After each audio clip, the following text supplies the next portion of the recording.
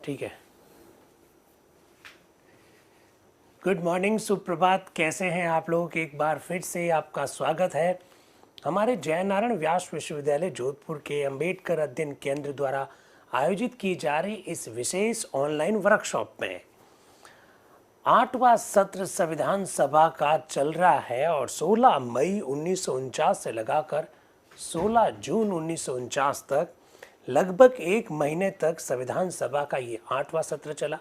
हम लोगों ने भी अपनी वर्कशॉप जो है 16 मई 2024 से प्रारंभ की और मई को छोड़कर अब हम लोग जून में, ये मेरे सामने कर देना इसको ना, हम जून में आ गए हैं। 1 जून 2024 से आज 1 जून 1949 को संविधान सभा में जो कुछ हुआ उस पर आज हम चर्चा करने वाले हैं। जैसा हमारा हमेशा से दावा रहा है, एक अलग प्रकार की चर्चा है, ये एक विशेष प्रकार की चर्चा है, ये एक नवाचार है। और इस नवाचार में सुबह सुबह आप लोग जो यूट्यूब के जो साथी हैं, जो जूम के जो साथी हैं, जुड़ते हैं, साथ देते हैं, ये बड़ा अभिनंदन योग्य है। तो मैं एक बार फिर से आपका स्वागत कर लेता हूँ, अभिनंदन कर लेता हूँ। और 1 जून 1949 को संविधान सभा में जो कुछ हुआ उस विषय पर हम अपनी चर्चा को आज आगे बढ़ाएंगे। चर्चा शुरू करने से पहले ही मैं आपको ये बता देता हूं कि आज राज्यपाल की जो स्व विवेक की शक्तियां हैं उस पर चर्चा होगी। आप जानते हैं भारत के संविधान के अनुच्छेद 163 में जहां ये लिखा हुआ है कि राज्यपाल को सहायता और सलाह देने के लिए एक मंत्री परिषद होगी जिसका हेड मुख्यमंत्री होगा। राज्यपाल अपनी स्व विवेक की शक्तियों को छोड़कर इस मंत्री परिषद की सलाह पर कार्य करेंगे, ऐसा कॉन्स्टिट्यूशन में लिखा हुआ है। आर्टिकल 163 में लिखा हुआ है।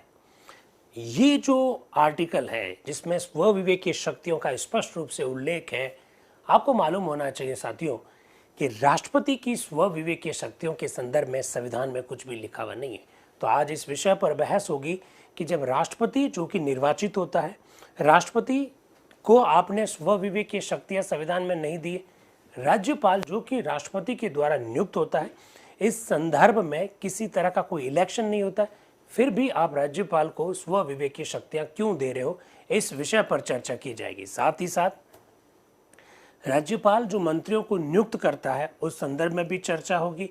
और आप लोग जानते हैं भारतीय संविधान का अनुच्छेद 164 अगर आप ढंग से देखेंगे तो आपको मालूम पड़ेगा कि कुछ राज्य ऐसे हैं जहां पर एक जनजातीय मंत्री की नियुक्ति करना अनिवार्य है। अनुच्छेद 164 की भाषा को अगर आप देखेंगे तो उस संदर्भ में भी आज चर्चा होगी। संविधान सभा के मेंबर्स जो है इस संदर्भ में एक राज्य बॉम्बे जो है उसको भी इस अनुच्छेद में शामिल करने के बारे में प्रस्ताव लेकर आएंगे, तो आज हम उस पर भी चर्चा करेंगे। इसके अलावा जब कोई मंत्री बनता है तो मंत्री बनते समय उसे अपनी संपत्ति की घोषणा करनी चाहिए। मंत्री पद जब वो त्यागता है, जब वो पद छोड़ता है, उस समय भी अपनी संपत्ति की घोषणा करनी चाहिए और इस दौरान उसकी संपत्ति में जो बढ़ोतरी हुई है उसके कारणों का भी उल्लेख करना चाहिए। कुछ ऐसे ही विषय आज चर्चा में लाए जाएंगे। तो जूम के साथी झूम के तैयार है और यूट्यूब के भी साथी मेरे हिसाब से तैयार है। मेरा एक भाई कह रहा है कि 8वें सत्र की ये 12वीं बैठक है। बिल्कुल ये गलत है। थोड़ा सा अपना गणितीय ज्ञान बढ़ाइए, ये 12 नहीं है, ये 13वीं बैठक है। पहले सप्ताह में 5 हुआ, फिर दूसरे सप्ताह में 5 हुआ और फिर आप देख लीजिए, डेट मिला लीजिए। 30 तारीख को बैठक हुई, 31 तारीख को बैठक हुई और आज 1 तारीख है। तो 5 और 5 10, 11 12 और 13। तो भाई हंसराज थोड़ा सा गणित अपना ठीक कीजिए। माना कि 11th में मैं फेल हूँ साइंस मैथमेटिक्स में, लेकिन आप इस तरह से फेल मत बनाइए अपने आप को। ये तो सामान्य सा गणित है, मुझे लगता है कि इसकी जानकारी आपको होगी। तो आज हम अपनी बात को शुरू कर दें। जूम के सभी साथी तैयार है ना? चलिए, 16 मई से लगाकर 16 जून 1949 तक की ये जो बहस है वो आपके सामने रखी जा रही है। आप देखेंगे एक बार फिर आपके सामने ये लिस्ट आई है। अब आप मुझसे प्रश्न पूछोगे कि संविधान सभा के अध्यक्ष कौन है, उपाध्यक्ष कौन है, इसकी लिस्ट हमारे सामने क्यों आई है? ये जो किताब है ना, ये किताब बहुत ध्यान से देखिए आप। ये जो किताब है वो किताब आज आदि हो गई है। मतलब संविधान सभा के 8वें सत्र पर ये जो किताब है आज आदि हो गई है। आदि होने पर वापस जानकारी दी जा रही है कि उपाध्यक्ष कौन है, अध्यक्ष कौन है, एवं संवैधानिक सलाहकार कौन है, एवं संविधान सभा में सचिव की भूमिका में कौन है, इन सब बातों की जानकारी दी जा रही है। इस वजह से ये लिस्ट आपके सामने वापस लाई गई है। मैं चाह रहा हूँ कि मेरे जो YouTube के जो साथी है वो बहुत इस बात को ध्यान से सुनिए। आप जब पढ़ते हैं, अध्यक्ष पढ़ लेते हैं, सामान्य बात है, उपाध्यक्ष पढ़ लेते हैं, आप सामान्य बात है, लेकिन संवैधानिक सलाहकार भी आपको मालूम पड़ जाएगा, लेकिन संविधान सभा के सचिव कौन थे, उप सचिव कौन थे, उसमें सूबेदार कौन थे, ऐसी बहुत सारी बातें हैं जो मुझे लगता है इस चर्चा के बाद आपको मालूम होनी चाहिए। अध्यक्ष के पद पर माननीय डॉक्टर राजेंद्र प्रसाद जी आपको दिखाई दे रहे हैं। उपाध्यक्ष के पद पर डॉक्टर HC मुखर्जी आपको दिखाई दे रहे हैं। संवैधानिक सलाहकार सर BN राव आपको दिखाई दे रहे हैं। सचिव, यही तो जानकारियां होनी चाहिए। HVR आयंगर संविधान सभा के सचिव है, ये बात आपको मालूम होनी चाहिए। संयुक्त सचिव के पद पर SN मुखर्जी है, बहुत ध्यान से नाम सुन लीजिएगा, SN मुखर्जी। मैं SN मुखर्जी का नाम ध्यान से सुनने के लिए आपको इसलिए कह रहा हूं कि जब 25 नवंबर 1949 को संविधान सभा में डॉक्टर BR अम्बेडकर साहब जब अपना अंतिम उद्बोधन देंगे तो इन SN मुखर्जी को बड़ा याद करेंगे। वो अपने इस अंतिम उद्बोधन में डॉक्टर BR अम्बेडकर साहब SN मुखर्जी साहब को कहेंगे ये संविधान के चीफ ड्राफ्ट्समैन है। तो SN मुखर्जी हमारे संविधान सभा के संयुक्त सचिव है, ये बात भी मालूम होनी चाहिए। उप सचिव के पद पर आपको जुगल किशोर खन्ना दिखाई देंगे और संविधान सभा में मार्शल भी है सूबेदार मेजर हरबंस राय जेतका। ये सारे नाम आपको मालूम होने चाहिए जब आप इस तरह की बहस को देख रहे हैं। तो फिर 1 जून 1949 बुधवार है, उस दिन संविधान सभा में जो कुछ हुआ उस पर चर्चा करेंगे हम। आज 1 जून 2024 है, आज शनिवार है हमारे यहाँ पर, उस दिन वहाँ बुधवार था, तो थोड़ा सा ये जो गैप है उसको मेरे हिसाब से आप बहुत बेहतर ढंग से जान रहे होंगे। सीधा अनुच्छेद लेके चलते हैं। 1 जून 1949 को अनुच्छेद 137 पर चर्चा प्रारंभ होने वाली है और TT कृष्णमाचारी जी जो कि संविधान सभा के मेंबर भी है, प्रारूप समिति के एक मेंबर है, और आपको लगातार ये बताया जा रहा है कि प्रारूप समिति के विभिन्न सदस्य संविधान के विभिन्न प्रावधानों के संदर्भ में जब कोई अनुच्छेद रखा जाता है तो उसका समर्थन करते हुए दिखाई देते हैं। संविधान सभा के जो सदस्य जो प्रश्न पूछते हैं उनके जवाब देते हुए भी दिखाई देते हैं। ऐसे ही TT कृष्णमाचारी जी हमारे प्रारूप समिति के एक मेंबर के रूप में क्या कह रहे हैं जरा देखिएगा। मैं ये बात अगर चाहता था तो स्किप कर सकता था, मैं चाहता था तो इस बात को छोड़ सकता था, आगे वाले जो 2-3 जो पेज आ रहे हैं उनको मैं चाहता था तो छोड़ सकता था, लेकिन फिर भी मैंने छोड़ा नहीं। मैं आपको इसलिए बताना चाह रहा हूँ कि आप ऐसा जैसा कि देख पा रहे हैं, संविधान सभा का 7वां सत्र जब 4 नवंबर 1948 से लगाकर 8 जनवरी 1949 के बीच जब हुआ तो उस सत्र में डॉक्टर BR अम्बेडकर की अध्यक्षता वाली मसौदा समिति द्वारा जो भारतीय संविधान का अंतिम मसौदा जो तैयार किया गया उसका एक एक अनुच्छेद रखा जा रहा है। मसौदा समिति के द्वारा ये अनुच्छेद जो रखे जा रहे हैं डॉक्टर BR अम्बेडकर के नेतृत्व में, मैं ये आपको ये बताना चाहता हूँ, आज के पहले 2-3 पेजेस में ये बताना चाह रहा हूँ कि मसौदा समिति कुछ अनुच्छेद लेकर आई है, लेकिन मसौदा समिति खुद ही ये संविधान सभा से आग्रह करेगी इस अनुच्छेद को हटाइए, उस अनुच्छेद को हटाइए। ये बताना आप लोगों के लिए बहुत ज़रूरी है, बताना इसलिए भी ज़रूरी है ताकि आपको मालूम पड़ सके कि मसौदा समिति ने जो संविधान जो बनाया उसको उन्होंने अंतिम रूप नहीं दिया, अंतिम रूप तो संविधान सभा ने ही दिया। और चूंकि आप 2 दिन से इस बात को जान रहे हैं कि राज्यपाल का निर्वाचन के संदर्भ में पहले निर्णय हुआ था, अब हम इस राह पर आ गए हैं कि राज्यपाल का निर्वाचन नहीं करेंगे, हम राज्यपाल को नियुक्त करेंगे राष्ट्रपति के द्वारा। मैंने आप लोगों को 2 दिन से ये भी बता रहा हूं कि मसौदा समिति ने राज्यपाल की नियुक्ति के संदर्भ में 2 विकल्प संविधान सभा के सामने रखे कि आप इसको भी अपना सकते हैं, आप इसको भी अपना सकते हैं। अब दिक्कत यह है कि अगर आप इस विकल्प को अपनाते हैं तो आगे वाले अनुच्छेद ये रखने पड़ेंगे, और अगर आप इस विकल्प को अपनाते हैं तो आगे वाले ये अनुच्छेद हटाने पड़ेंगे। आज कुछ ऐसा ही होगा। अगले 2-3 पेजेस में बहुत सारे अनुच्छेदों के संदर्भ में TT कृष्णमाचारी जी यही कहेंगे कि चूंकि अब हमने राज्यपाल के संदर्भ में उनके नियुक्ति के संदर्भ में ये निर्णय ले लिया, इसलिए अब ये अनुच्छेद अवांछित हो गए हैं, अब इनको यहाँ रखने की आवश्यकता नहीं है, इसलिए कुछ अनुच्छेदों को खुद मसौदा समिति के एक मेंबर टीटी कृष्णमाचारी जी कहेंगे इनको हटा दीजिए। तो जरा देखिएगा, ये एक्चुअली में बात बतानी जरूरी इसलिए है ताकि आपको कार्य प्रणाली समझ में आ सके कि कॉन्स्टिट्यूएंट असेंबली किस तरह से काम करती थी। तो देखिएगा, अध्यक्ष आप पुकार रहे हैं, आज अनुच्छेद 137 से हम प्रारंभ करेंगे। इस पर एक संशोधन है जिसकी सूचना श्री ब्रजेश्वर प्रसाद ने दी है, किंतु ये नकारात्मक है। ये नकारात्मक है इसलिए मैं इसे रखने की परमिशन नहीं दूंगा। इसके बाद में टीटी कृष्णमाचारी जी आए। पहले जो वीर निश्चय हो चुका है उसको देखते हुए अनुच्छेद पेश नहीं किया जाता है। चूंकि पहले हमने कुछ निर्णय ले लिया है इसलिए अब ये अनुच्छेद काम का नहीं रहा है, अप्रासंगिक हो गया है, इसलिए इसे रखना नहीं चाहिए। तो ब्रजेश्वर प्रसाद इस विषय पर बोलते हैं, इस पर सभा का मत लिया जाए। पहले सभा को पूछा जाए, आप मर्जी से अनुच्छेद रख लोगे, मर्जी से अनुच्छेद को हटा दोगे, ऐसा नहीं, आप सभा को पूछिए।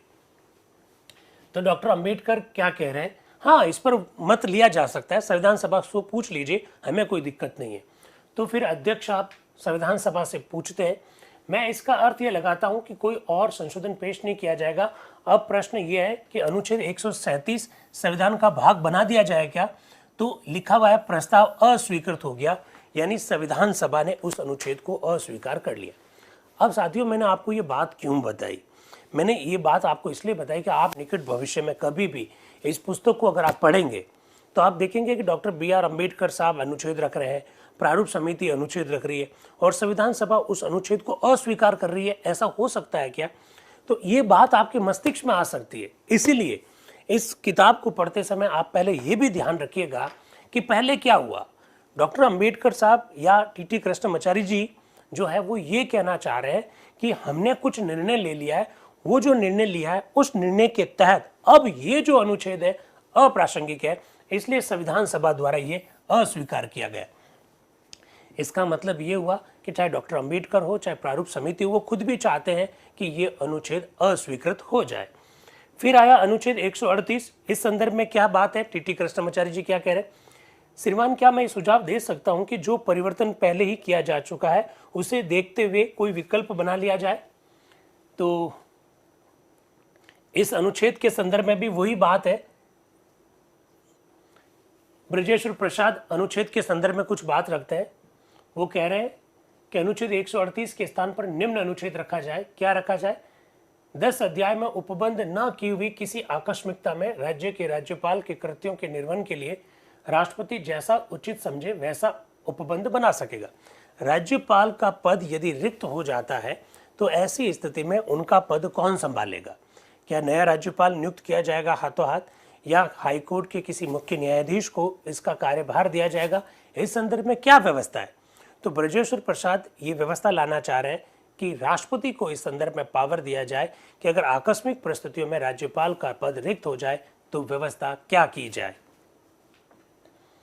इसके बाद में वो कहता है कि मैं बिना किसी व्याख्या के इस संशोधन को पेश करता हूं और इस पर टिप्पणी अपेक्षित भी नहीं है, ऐसा वो कहते हैं।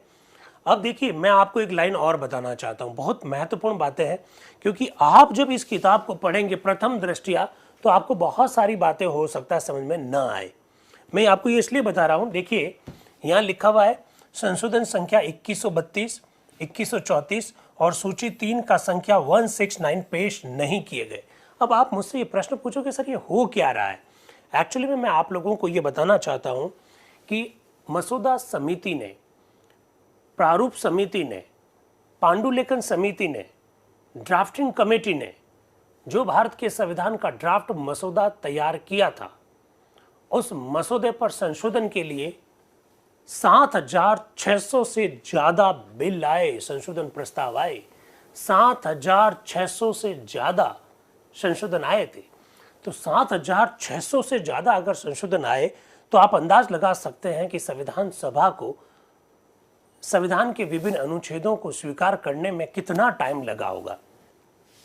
लेकिन मैं यह बात ये पहले से बता देता हूं, हालांकि अभी हमें काफ़ी लंबा चलना है, 6 महीने तक और लगातार मिलना है ताकि आपको बात समझ में आ सके। मैं अभी से बता देता हूँ, 7,600 संशोधन भले ही आए लगभग, लेकिन उनमें से 2,500 संशोधनों पर ही चर्चा हुई। लगभग 2,500 संशोधनों पर ही चर्चा हुई, लगभग मैं कह रहा हूँ। देखिए, बहुत सारे संशोधनों को डॉक्टर राजेंद्र प्रसाद या संविधान सभा के जो अध्यक्ष थे वो रखने की परमिशन ही नहीं देते थे। अगर आप लोगों को पता हो तो मैंने आप लोगों को ये बताया है कि नियमों में संशोधन किया गया और संविधान सभा के अध्यक्ष को इस बात का पावर दिया कि अगर उन्हें लगता है कि कोई संशोधन शाब्दिक संशोधन है तो आप मना कर दीजिए, रखने की परमिशन ही मत दीजिए। तो बहुत सारे संशोधन शाब्दिक थे, उनको रखने की परमिशन नहीं दी गई। बहुत सारे संशोधन नकारात्मक थे। नकारात्मक का मतलब है, मैं ये कहता हूं कि राज्यपाल होना चाहिए, एक राज्य में एक राज्यपाल होना चाहिए, और एक संशोधन आ रहा है कि नहीं कोई राज्यपाल होना ही नहीं चाहिए, तो एकदम नकारात्मक है। तो इस प्रकार के बहुत सारे संशोधनों को रखने की परमिशन नहीं दी गई। और बहुत सारे संशोधन जो लेकर आए उन्होंने खुद ने ही नहीं रखे, उन्होंने खुद ने ही उन संशोधनों को रखा ही नहीं। तो इस वजह से 7,500 से ज्यादा संशोधन के प्रस्ताव इनिशियल स्टेज में रखने के बावजूद भी वास्तव में लगभग 2,500 संशोधन ही रखे गए। ये जानकारी भी मैं आपके साथ में साझा करना चाहता हूं। तो जब कभी भी आप संविधान सभा के बारे में पढ़े या पढ़ाएं, जो हमारे शिक्षक साथी जुड़े हुए हैं उनके लिए कि पढ़े या पढ़ाएं, अध्ययन करें या अध्यापन करें, उस समय ये बातें आपको मालूम होनी चाहिए कि बहुत सारे संशोधनों को रखने की परमिशन नहीं थी, बहुत सारे संशोधन नकारात्मक थे, बहुत सारे संशोधन खुद संशोधन रखने वालों ने रखे ही नहीं। इनिशियल स्टेज में तो उन्होंने भेज दिया कि हम ये संशोधन रखना चाह रहे हैं, लेकिन जैसे ही नंबर आया तो बोला कि नहीं, हम अपना संशोधन नहीं रखना चाह रहे। ये सारी बातें भी अपने को मालूम होनी चाहिए। तो ये जितनी बातें आपको मालूम अभी से पड़ जाएगी उतना ही मेरे हिसाब से आपके लिए थोड़ा ठीक रहेगा। आप इसी प्रकार से एक अनुच्छेद और देख सकते हैं कि संविधान सभा के अध्यक्ष कह रहे हैं कि आर्टिकल 139 संविधान का भाग बना दिया जाए क्या? तो संविधान सभा कहती है नहीं, यानी प्रस्ताव अस्वीकृत हो गया। प्रस्ताव अस्वीकृत होना का कदापि तात्पर्य ये नहीं है कि मसौदा समिति के खिलाफ में निर्णय हो गया। मसौदा समिति खुद ये चाहती है कि इस अनुच्छेद को संविधान सभा अस्वीकार कर ले, क्योंकि परिस्थितियां नई हो गई। परिस्थितियां नई क्या हो गई? पहले राज्यपाल का निर्वाचन की व्यवस्था थी तो उसके हिसाब से अनुच्छेद जोड़े गए थे। अब आपने निर्णय ये ले लिया कि राज्यपाल तो नियुक्त होगा, तो इस संदर्भ में जो अनुच्छेद है इलेक्शन वाले वो अपना आप ही क्या हो गए? अप्रासंगिक हो गए, ऐसा मैं कहना चाह रहा हूं। इसके बाद में अनुच्छेद 140 आया। क्या अनुच्छेद 140 को संविधान का भाग बना दिया जाए? अध्यक्ष आप कह रहे हैं, तो संविधान सभा ने इसको भी अस्वीकार कर दिया। इसका मतलब अनुच्छेद 140 भी संविधान से निकाल दिया गया। यानी आप कुल मिलाकर आज देख रहे हैं कि 137 गायब, 138 गायब, 139 गायब, 140, यानी 4 अनुच्छेद संविधान सभा ने अस्वीकृत कर दिए। इसका कदापि ये मतलब नहीं है कि मसौदा समिति ने जो चाहा वो संविधान सभा ने नहीं किया। एक्चुअली में मसौदा समिति खुद ये चाहती है इन अनुच्छेदों को निकाल दिया जाए, क्योंकि ये अनुच्छेद अप्रासंगिक हो गए। मेरे हिसाब से ये बात आपको समझ में आ गई होगी और ये काफी महत्वपूर्ण बात है।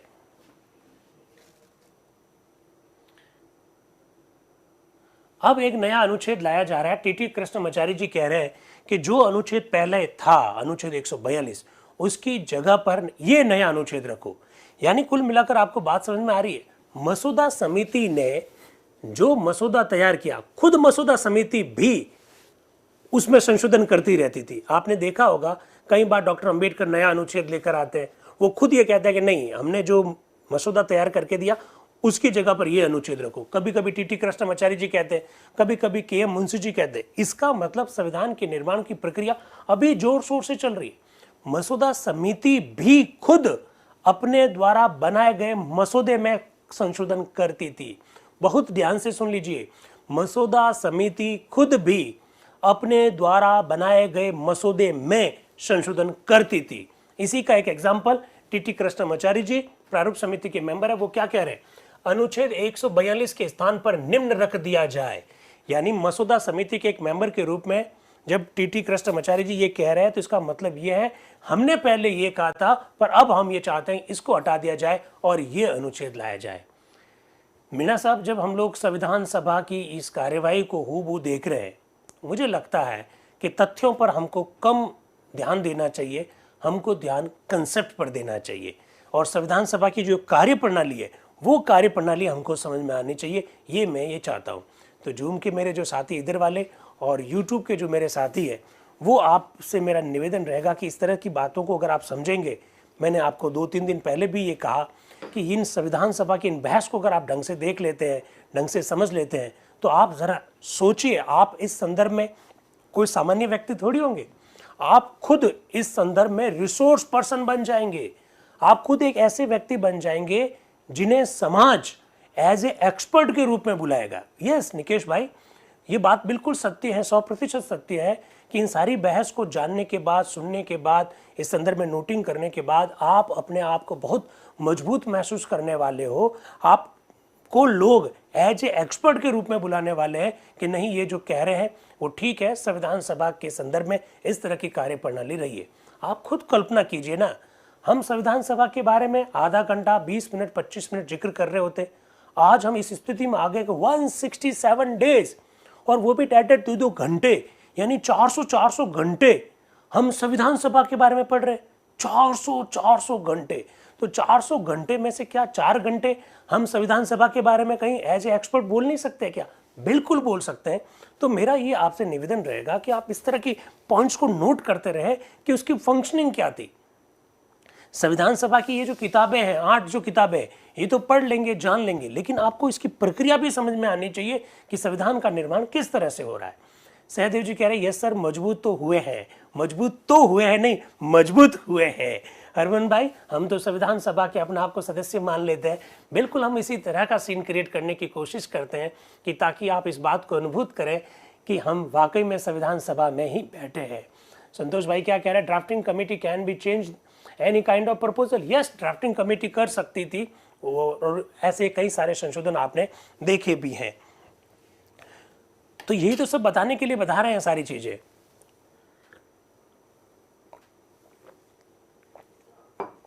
बात को अब आगे बढ़ाते हैं। टीटी कृष्णमाचार्य जी कौन सा अनुच्छेद लेके आना चाह रहे हैं?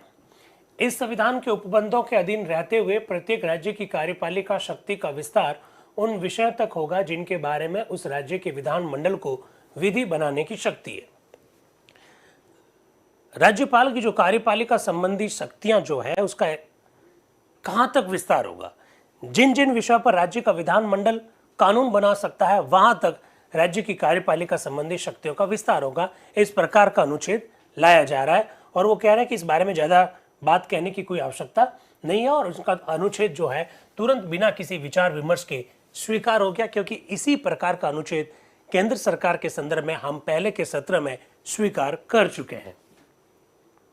इसके बाद में अनुच्छेद 143 आता है, उसको जरा देखिएगा। एचवी कामत साहब, हरि विष्णु कामत साहब कई बार चर्चा की, और मुझे लगता है कि संविधान सभा पर जब से हम चर्चा कर रहे हैं ऐसा शायद ही कोई दिन आया हो कि जब हमने हरि विष्णु कामत जी को याद नहीं किया। तो हरि विष्णु कामत जी क्या लेके आए? अनुच्छेद 143 के खंड में, except in so far as he is by or under this constitution required to exercise his function or any of then his discretion, ये शब्द निकाल दिए जाए। राज्यपाल के पास वह विवेकीय शक्तियां होती है।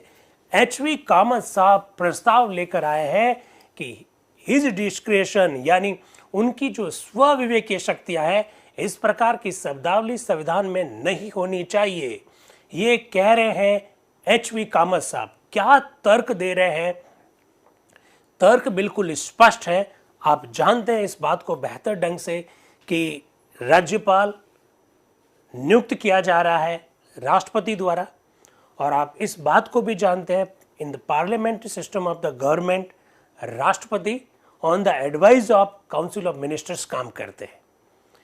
तो एक ऐसा व्यक्ति जो केंद्र की मंत्री परिषद की सलाह पर राष्ट्रपति द्वारा नियुक्त किया जाए, उस व्यक्ति को स्व विवेकीय शक्तियां होनी चाहिए क्या?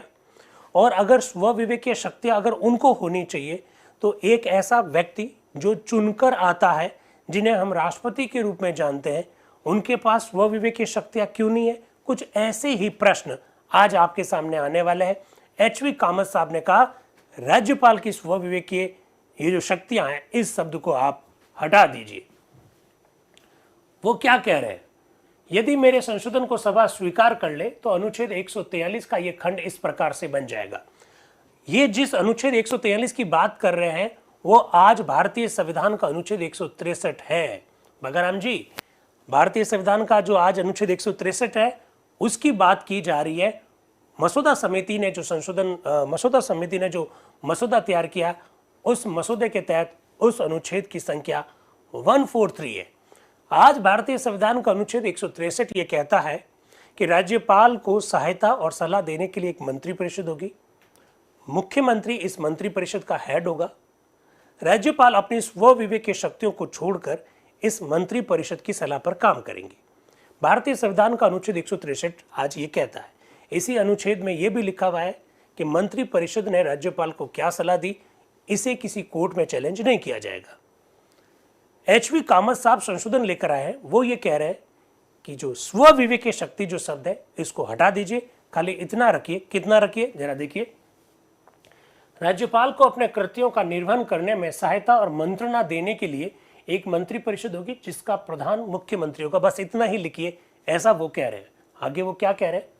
श्रीमान, इस खंड के पढ़ने से यह पता लगता है कि हमने भारत शासन अधिनियम 1935 की बिना विचारे लगभग अंधे होकर नकल कर दी है।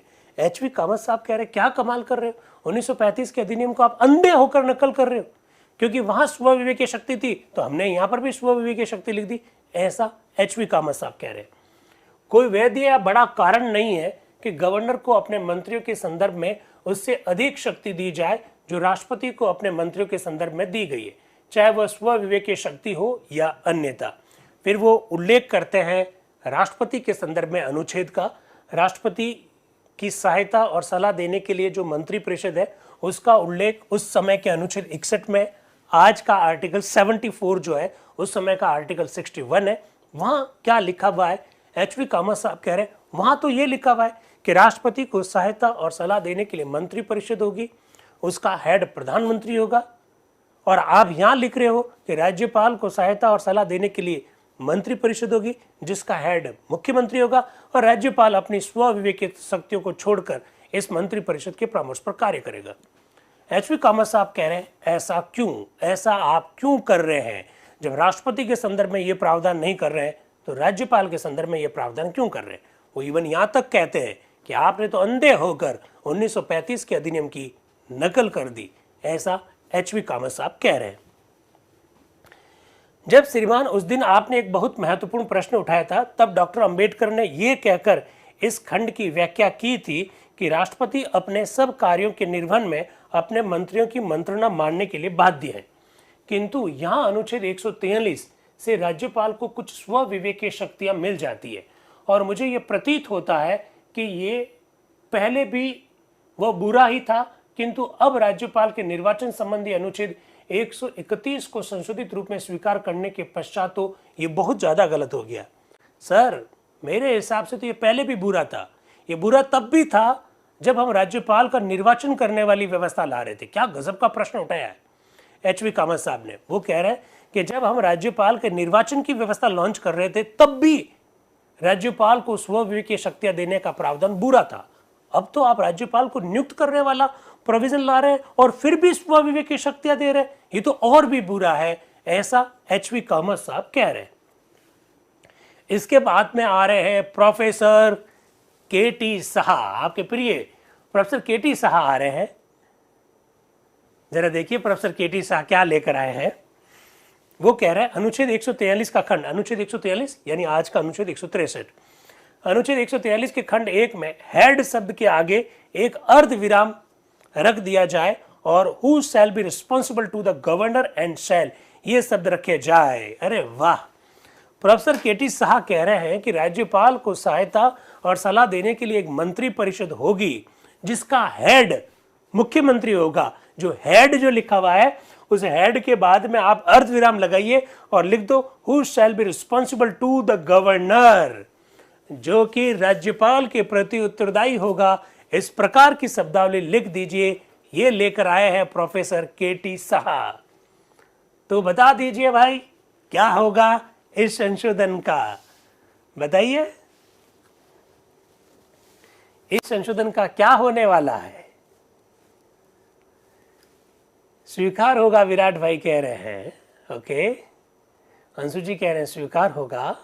ओके, चंद्रवीर जी कह रहे हैं स्वीकार होगा। सुजीत कुमार कह रहे हैं अस्वीकार होगा। दुर्गा जी कह रहे हैं नहीं होगा। सुमन जी, अरे प्रोफेसर के.टी. शाह संशोधन लेकर आए हैं। क्या आज आपको भारत के संविधान में इस प्रकार का अनुच्छेद दिखाई दे रहा है जिसमें मुख्यमंत्री राज्यपाल के प्रति उत्तरदायी होगा, इस प्रकार की शब्दावली लिखी हुई है क्या? नहीं लिखी हुई है, नहीं लिखी हुई है भाई। तो कैसे कहा आपने स्वीकार होगा? ये स्वीकार नहीं होगा। अभी देखते हैं वैसे क्या होगा। तो प्रोफेसर के.टी. शाह के जो तर्क हैं वो भी आप देख रहे हैं, उनका जो संशोधन है वो भी आप देख रहे हैं। अब इसके बाद में कोई और संशोधन नहीं, एक एच.वी. कामत साहब का है और एक संशोधन जो है प्रोफेसर के.टी. शाह का है। इसके बाद में अध्यक्ष आप कहेंगे चलिए भाई बोलिए, तो संविधान सभा के प्रारूप समिति के एक मेंबर जिन्होंने आज जिम्मा संभाल रखा है जवाब देने का, वो है टी.टी. कृष्णमाचार्य जी। क्या कहते हैं जरा देखिए। अध्यक्ष महोदय, मुझे भय है कि मुझे मेरे माननीय मित्र श्री कामत के संशोधन का विरोध करना पड़ेगा, केवल इस कारण कि उन्होंने अनुच्छेद के क्षेत्र को नहीं समझा। यह संशोधन भ्रांति के कारण रखा गया है। वो कह रहे हैं कि इस अनुच्छेद की जो भाषा है वो आप समझ नहीं पाए और मुझे लगता है कि एच.वी. कामत साहब जो है भ्रांति में उलझ गए हैं, इस वजह से उन्होंने संशोधन रखा। देखिए जरा। श्रीमान, निस्संदेह ये सत्य है कि इस अनुच्छेद से कुछ शब्दों को हटाया जा सकता है जो राज्यपाल के उन कृत्यों के निर्वहन के संदर्भ में जिनके विषय में उसे अपने स्वविवेक से कार्य करना होगा, चाहे उसके मंत्री कुछ भी मंत्रणा क्यों ना दे। इसका अभिप्राय का उल्लेख करने के दो तरीके, एक तो यह है कि इस अपवाद का उल्लेख अनुच्छेद 143 में कर दिया जाए और बाद वाले अनुच्छेदों में राज्यपाल की उन शक्तियों को गिना जाए जिनसे कि वह अपने स्वविवेक से कार्य कर सकता है। बड़ी जबरदस्त बात टी.टी. कृष्णमाचार्य जी ने कही है कि देखिए राज्यपाल को स्वविवेक से तो कार्य करना पड़ेगा। तो एक काम करते हैं, राज्यपाल स्वविवेक से कहां कहां पर कार्य कर सकता है उनका उल्लेख किसी और अनुच्छेद में कर ले। क्या मुझे कोई बता सकता है कि राज्यपाल स्वविवेक से कार्य कहां कहां करेगा? इस बात का उल्लेख संविधान के किसी अनुच्छेद में है क्या? बताइए भाई। आप तो सब पॉलिटी पढ़ने और पढ़ाने वाले लोग हैं।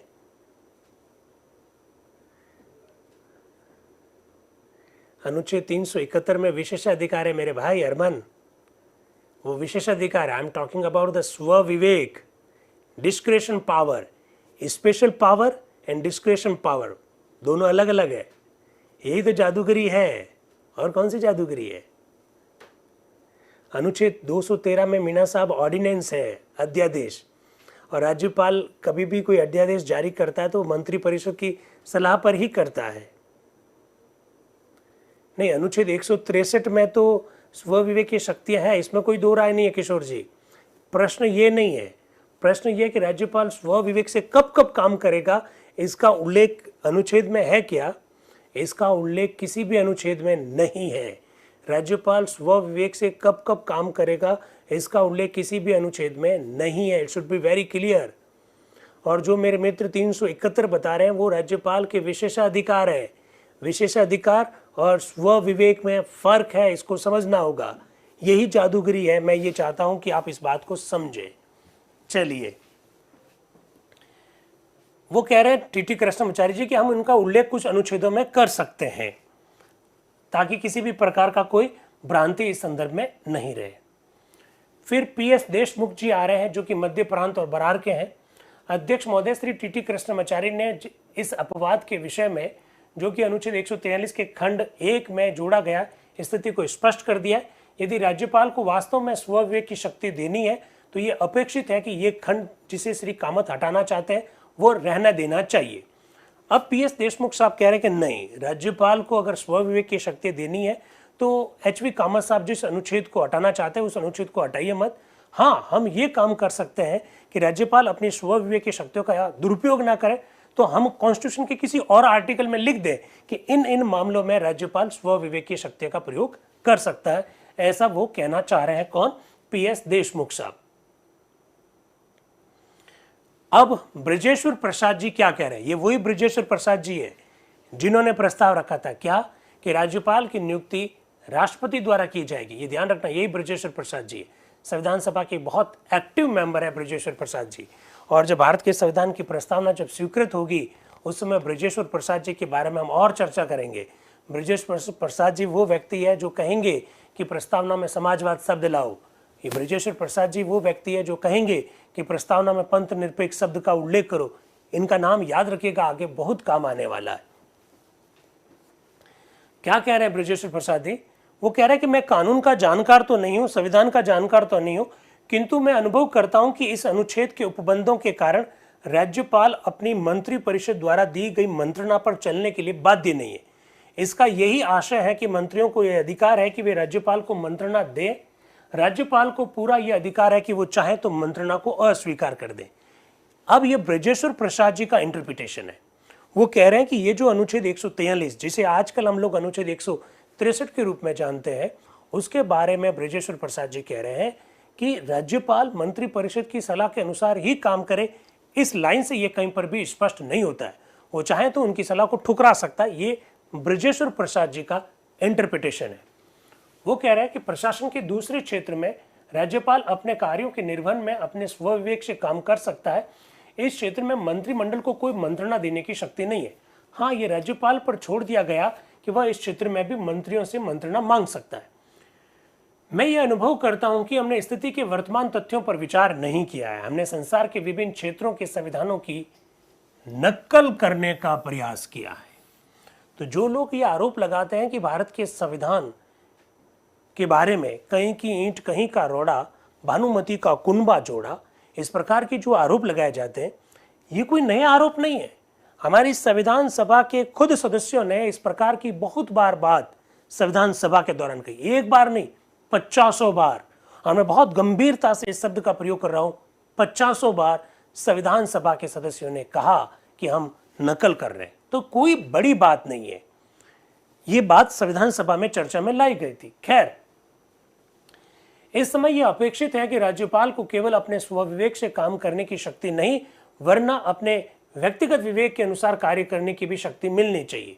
मेरा ख्याल है कि राज्यपाल को विशेष उत्तरदायित्व की शक्ति भी मिलनी चाहिए। लो भाई, कर लो बात।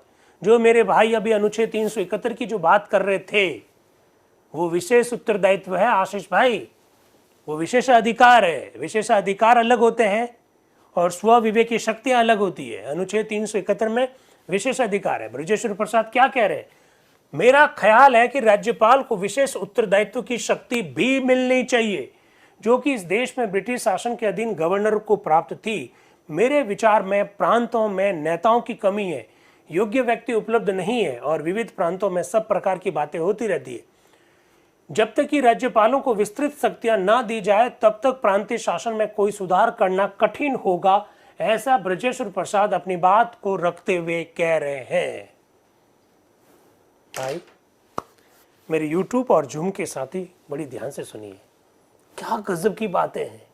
आज जिन विषयों पर हम चर्चा करते हैं, जिन विषयों के संदर्भ में मामले कोर्ट में चले जाते हैं, जिन विषयों के संदर्भ में अलग अलग आयोगों का गठन होता है, उन आयोगों की अनुशंसाएं आती है, इतना सारा पैसा खर्च होता है, सुप्रीम कोर्ट और हाई कोर्ट्स में केसेस जाते हैं, संविधान का इंटरप्रिटेशन होता है, कितना सारा वक्त लगता है। क्या आप इस बात को महसूस नहीं करते हैं कि अगर हमारे संविधान निर्माताओं के इन सारे विचारों को अगर आप जान लें तो कितना सारा पैसा हमारा बच सकता है। सुप्रीम कोर्ट में अधिकांश मामले जो संविधान के निर्वचन के संदर्भ में जो जाते हैं, वो इसलिए तो जाते हैं क्योंकि हमको ऐसा लगता है कि ये अनुच्छेद ये कहना चाह रहा है और हम उसकी आड़ में कोर्ट में चले जाते हैं। अगर हम संविधान सभा की ये संपूर्ण बहस को अगर पढ़ लें, ढंग से समझ लें, संविधान निर्माताओं के विजन को अगर हम अपने हृदय में अपना लें, तो मुझे लगता है कि कोर्ट का कितना समय बच सकता है, कितना पैसा जो खर्च हो रहा है वो बचाया जा सकता है। हमारे संविधान निर्माता चाहते क्या थे, उनके विजन क्या थे, उनके सपने क्या थे, संविधान के संदर्भ में उनका दर्शन क्या था, कोई अनुच्छेद किन प्रस्तुतियों में जोड़ा गया, इस पूरी कहानी को अगर हम जान लें तो मुझे ऐसा लगता है कि कोर्ट में बहुत सारे मामलों को जाने से हम रोक सकते हैं। हमारा भी प्रयास यही है। हम संविधान के संदर्भ में न केवल भ्रांतियों को दूर करने का काम करते हैं, हम ये भी चाहते हैं कि संविधान के संदर्भ में इतनी समझ विकसित हो जाए कि हम इस प्रकार के मामलों को लेकर सीधा कोर्ट ना पहुंच जाए। एक्चुअली मैं ऑनेस्टली तो मैं ये बात कहूँगा आपके सामने कि ये कोई आपको पढ़ाया नहीं जा रहा है, ये एक्चुअली में TOT है। TOT क्या होती है? ये टीओटी है, ऐसा मैं कह रहा हूं। ये टीओटी क्या है? Training for trainers. ये ट्रेनिंग है, ट्रेनिंग फॉर ट्रेनर्स। मुझे पूरा विश्वास है कि संविधान सभा की ये बहस आप जान लेंगे, पढ़ लेंगे, समझ लेंगे। इसके बाद में आप खुद एक बहुत अच्छे ट्रेनर, बहुत अच्छे एक्सपर्ट, बहुत अच्छे विशेषज्ञ के रूप में समाज को अपनी सेवाएं देंगे और संविधान के संदर्भ में हमारे युवाओं के मस्तिष्क में जो भ्रांतियां उनको दूर करेंगे। खैर, पंडित हृदयनाथ कुंजरू साहब क्या कह रहे हैं, जरा इसको भी देख लीजिएगा। हृदयनाथ कुंजरू जी भी बड़े संविधान सभा में एक्टिव नजर आते हैं।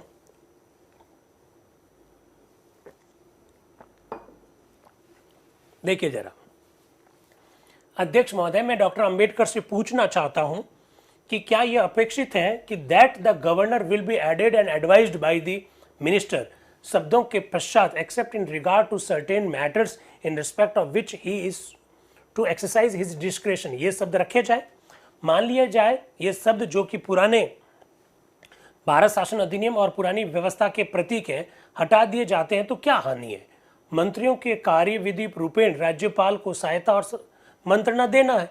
जिस अनुच्छेद में ये शब्द है उसमें ये नहीं लिखा है कि राज्यपाल मंत्रियों की मंत्रणा पर चलेगा, किंतु ये आशा की जाती है कि समस्त देशों में रिस्पॉन्सिबल गवर्नमेंट है, संवैधानिक परंपरा है, उसके अनुसार राज्यपाल सब मामलों में अपने मंत्रियों की मंत्रणा को स्वीकार करेगा। किंतु इसका यह अर्थ नहीं है कि कानून में स्पष्ट लिखा है कि कुछ उल्लेखित मामलों में वह अपने ही प्राधिकार से कार्रवाई कर सकता है, अतः अनुच्छेद 143 उसके मार्ग में रोड़ा बन जाएगा, ऐसा हृदयनाथ जी कुंजरू कह रहे हैं। मेरे मित्र टीटी कृष्णमाचारी ने कहा कि संविधान के अनुच्छेद 188 से राज्यपाल को यह शक्ति मिल जाती है कि वह मंत्रियों की मंत्रणा की अवहेलना कर दे और प्रांत के प्रशासन को अपने हाथ में ले ले, अतः यह आवश्यक है कि इन शब्दों को रहने दिया जाए, अर्थात राज्यपाल को स्वविवेक की शक्ति रहने दी जाए, किंतु वे हमें आश्वासन दे कि यदि बाद में सभा जो है धारा यानी अनुच्छेद 188 को हटा दे तो 143 के शब्दों पर पुनर्विचार हो सकेगा, ऐसा हृदयनाथ जी कुंजरू अपनी बात को रखते हुए कह रहे हैं। अब प्रोफेसर केटी शाह के बाद में एक और प्रोफेसर आ रहे हैं, प्रोफेसर सिब्बल लाल सक्सेना। देखिए, मैंने आपको इसी मंच से कई बार ये कहा कि हमारी संविधान सभा बड़ी कलरफुल थी, बड़ी प्रतिभाओं से युक्त थी। कई विश्वविद्यालय के प्रोफेसर थे, देश के माने हुए वकील थे, कई पॉलिटिकल लीडर्स थे, कई उद्योगपति थे, कई पत्रकारिता से संबंधित लोग थे, राजा महाराजाओं के भी प्रतिनिधि थे, कई ऐसे लोग भी थे जो प्रशासन में सेवाएं दे चुके, सिविल सर्विस के अधिकारी जैसे लोग भी थे, जमींदारों का भी प्रतिनिधित्व संविधान सभा में दिखाई देगा, रियासतों का प्रतिनिधित्व भी संविधान सभा में दिखाई देगा, इवन उद्योगपति भी संविधान सभा में मेंबर्स के रूप में आपको दिखाई देंगे। 15 महिलाएं संविधान सभा में है, हिंदू है, मुस्लिम्स है, सिख है, ईसाई है, पारसी है, एंग्लो इंडियंस है, समाज के निचले तबके के लोग हैं, समाज में उच्च वर्ग जिन्हें माना जाता रहा है उस तबके के भी लोग संविधान सभा में हैं। ऐसे ही एक प्रोफेसर सिब्बल लाल सक्सेना क्या कह रहे हैं, जरा उनके विचारों को देखिए। अध्यक्ष महोदय, मैंने अपने माननीय मित्र श्री कृष्णमाचारी के स्टेटमेंट को और श्री कामत जो शब्द निकालना चाहते हैं उनको बनाए रखने के पक्ष में उनकी युक्तियों को बड़ा ध्यान से सुना। यदि राज्यपाल निर्वाचित राज्यपाल होता तो मैं समझ लेता उसे स्वविवेक की शक्तियां मिलनी चाहिए, किंतु अब हम मनोनीत राज्यपाल कर रहे हैं, राष्ट्रपति के प्रसाद पर्यंत वाला राज्यपाल कर रहे हैं, तो मुझे लगता है कि अब हमको ये अनुच्छेद की ये जो बात है वो नहीं रखनी चाहिए। मैंने शुरुआत में ही आपको कह दिया था कि शुरुआत में हमने राज्यपाल के निर्वाचन की व्यवस्था लॉन्च की थी। राज्यपाल का निर्वाचन होता है और फिर राज्यपाल को स्वविवेक की शक्तियां देते हैं तो बात समझ में आती है, ऐसा ये लोग कह रहे हैं। लेकिन अब आप राज्यपाल को मनोनीत करवा रहे हैं राष्ट्रपति के माध्यम से और साथ ही साथ ये भी लिख रहे हैं कि राज्यपाल जो है राष्ट्रपति के प्रसाद पर्यंत पद पर रहेगा, तो ऐसी स्थिति में आप उन्हें स्वविवेक की शक्तियां क्यों दे रहे हैं, ये प्रश्न लगातार संविधान सभा के विभिन्न सदस्यों के द्वारा उठाए जा रहे हैं। फिर आते हैं महावीर त्यागी जी। महावीर त्यागी जी संयुक्त प्रांत के हैं, संयुक्त प्रांत जिसे आजकल हम लोग उत्तर प्रदेश कहते हैं। वो क्या कह रहे हैं, श्रीमान मैं अपने माननीय उग्रवादी मित्र श्री कामत, मैंने नहीं कहा है, उन्होंने कहा है, मैं माननीय उग्रवादी मित्र श्री कामत और श्री प्रोफेसर सिब्बल लाल सक्सेना से सविनय असहमत हूं और मेरे विचार में प्रांतों को जितनी अधिक शक्ति दी जाए उतना ही उन शक्तियों के प्रयोग में केंद्र का संरक्षण और नियंत्रण कठोर होना चाहिए। वो अलग बात कह रहे हैं। वो कह रहे हैं कौन? महावीर त्यागी जी। वो कह रहे हैं कि अगर आप प्रांतों को बहुत सारी शक्तियां दे रहे हैं तो ऐसी स्थिति में प्रांतों पर केंद्र का नियंत्रण मजबूत होना चाहिए। इस प्रकार की बात वो कह रहे हैं। वो कह रहे हैं उतना ही उन शक्तियों के प्रयोग में केंद्र का संरक्षण और नियंत्रण कठोर होना चाहिए। मेरा तो यही ख्याल है। अब हमने स्वशासित राज्यों के निर्माण में पुराने विचार को छोड़ दिया। अब हम केंद्र में शक्तियों का संग्रह रख रहे हैं और हम मनोनीत राज्यपाल रखने वाले हैं। वे राज्यपाल व्यर्थ ही तो नहीं होंगे। आखिर हमें यह देखना है कि केंद्र की नीति सफल हो। एक्चुअली में महावीर त्यागी जी जो बात कह रहे हैं, महावीर त्यागी जी की जो बात है वो ये कह रहे हैं कि हमें केंद्र को मजबूत बनाना है। हम राज्यों को जब इतनी सारी शक्तियां दे रहे हैं तो ऐसी स्थिति में उन शक्तियों पर नियंत्रण करने के लिए कोई तो व्यक्ति होना चाहिए और उस व्यक्ति के रूप में वो राज्यपाल को देखते हैं। वो कहते हैं कि राज्यपाल के माध्यम से राज्यों की स्थिति को नियंत्रित किया जा सकता है, ऐसा वो कहना चाह रहे हैं। हाँ, क्या कह रहे हैं मेरे भाई? कक्षा 12 के विद्यार्थी भी जूम पर जुड़े हैं। बताओ कहाँ जुड़े हैं? क्लास जुड़ी है तो बताओ भाई। चलिए, बी.एस. गुप्ता जी क्या कह रहे हैं? बी.एस. गुप्ते जी बॉम्बे के हैं ये। श्रीमान, मेरे विचार में मेरे माननीय मित्र टी कृष्णमाचार्य जी ने जो व्याख्या की है उसे सभा को स्वीकार कर लेना चाहिए, ऐसा बी.एम. गुप्ते जी कह रहे हैं। इसके बाद में आ रहे हैं अल्लादी कृष्णस्वामी अय्यर। आप जानते हैं प्रारूप समिति के मेंबर्स। प्रारूप समिति के मेंबर्स तो आपको सब नाम याद रखने ही रहने चाहिए, इसमें तो कोई दो राय है नहीं। अब अल्लादी कृष्णस्वामी अय्यर क्या कह रहे हैं इस विषय पर? श्रीमान, वास्तव में संशोधन का विरोध करने वालों और समर्थन करने वालों में कोई अंतर नहीं है। सर्वप्रथम अनुच्छेद 143 में व्यापक सिद्धांत मंत्रिमंडलीय उत्तरदायित्व का सिद्धांत रखा गया है कि राज्यपाल को कार्यपालिका कार्यवाही के विविध क्षेत्रों में अपने मंत्रियों की मंत्रणा पर चलना चाहिए। फिर ये जो डिस्क्रेशन पावर्स है उसके बारे में वो कह रहे हैं, जब तक इस संविधान में ऐसे अनुच्छेद है जिनसे कि राज्यपाल को स्व विवेक से कार्य करने की सामर्थ्य होती है और कुछ स्थितियों में शायद मंत्रिमंडल की बात की अवहेलना करने या राष्ट्रपति के पास मामला भेज देने की क्षमता प्राप्त होती है, तब तक ये अनुच्छेद विद्यमान रूप में सर्वथा उचित है। यदि बाद में सदन इस निष्कर्ष पर पहुंच जाए कि जिन अनुच्छेदों से राज्यपाल के विशिष्ट मामलों में स्व विवेक से कार्य करने की सामर्थ्य प्राप्त है उन्हें हटा दिया जाए तो इस अनुच्छेद में भी संशोधन किया जा सकता है। किंतु जब तक अनुवर्ती अनुच्छेद है जिनसे कि राज्यपाल को स्व विवेक से कार्य करना और मंत्रिमंडल के उत्तरदायित्व पर कार्य न करने की अनुमति प्राप्त है, तब तक ये अनुच्छेद अपने विद्यमान रूप में रखना उचित ही है, ऐसा अल्लादी कृष्णस्वामी अय्यर कह रहे हैं। एक्चुअली में अल्लादी कृष्णस्वामी अय्यर कह रहे हैं कि राज्यपाल के पास कई पावर हम ऐसे दे रहे हैं जिसके अंतर्गत, बहुत ध्यान से सुनिएगा, बहुत महत्वपूर्ण बात बता रहे हैं, जिसके अंतर्गत राज्यपाल कुछ बिल अपने पास जो आएंगे उन बिल को राष्ट्रपति के पास भेज सकता है राज्यपाल। तो मेरा आपसे एक प्रश्न है, यूट्यूब वालों से भी और जूम वालों से भी, जरा मुझे बताएंगे आप कि वो कौन सा अनुच्छेद है जो राज्यपाल को इस बात का पावर देता है कि वह किसी विधेयक को राष्ट्रपति के पास स्वीकृति के लिए भेज दें।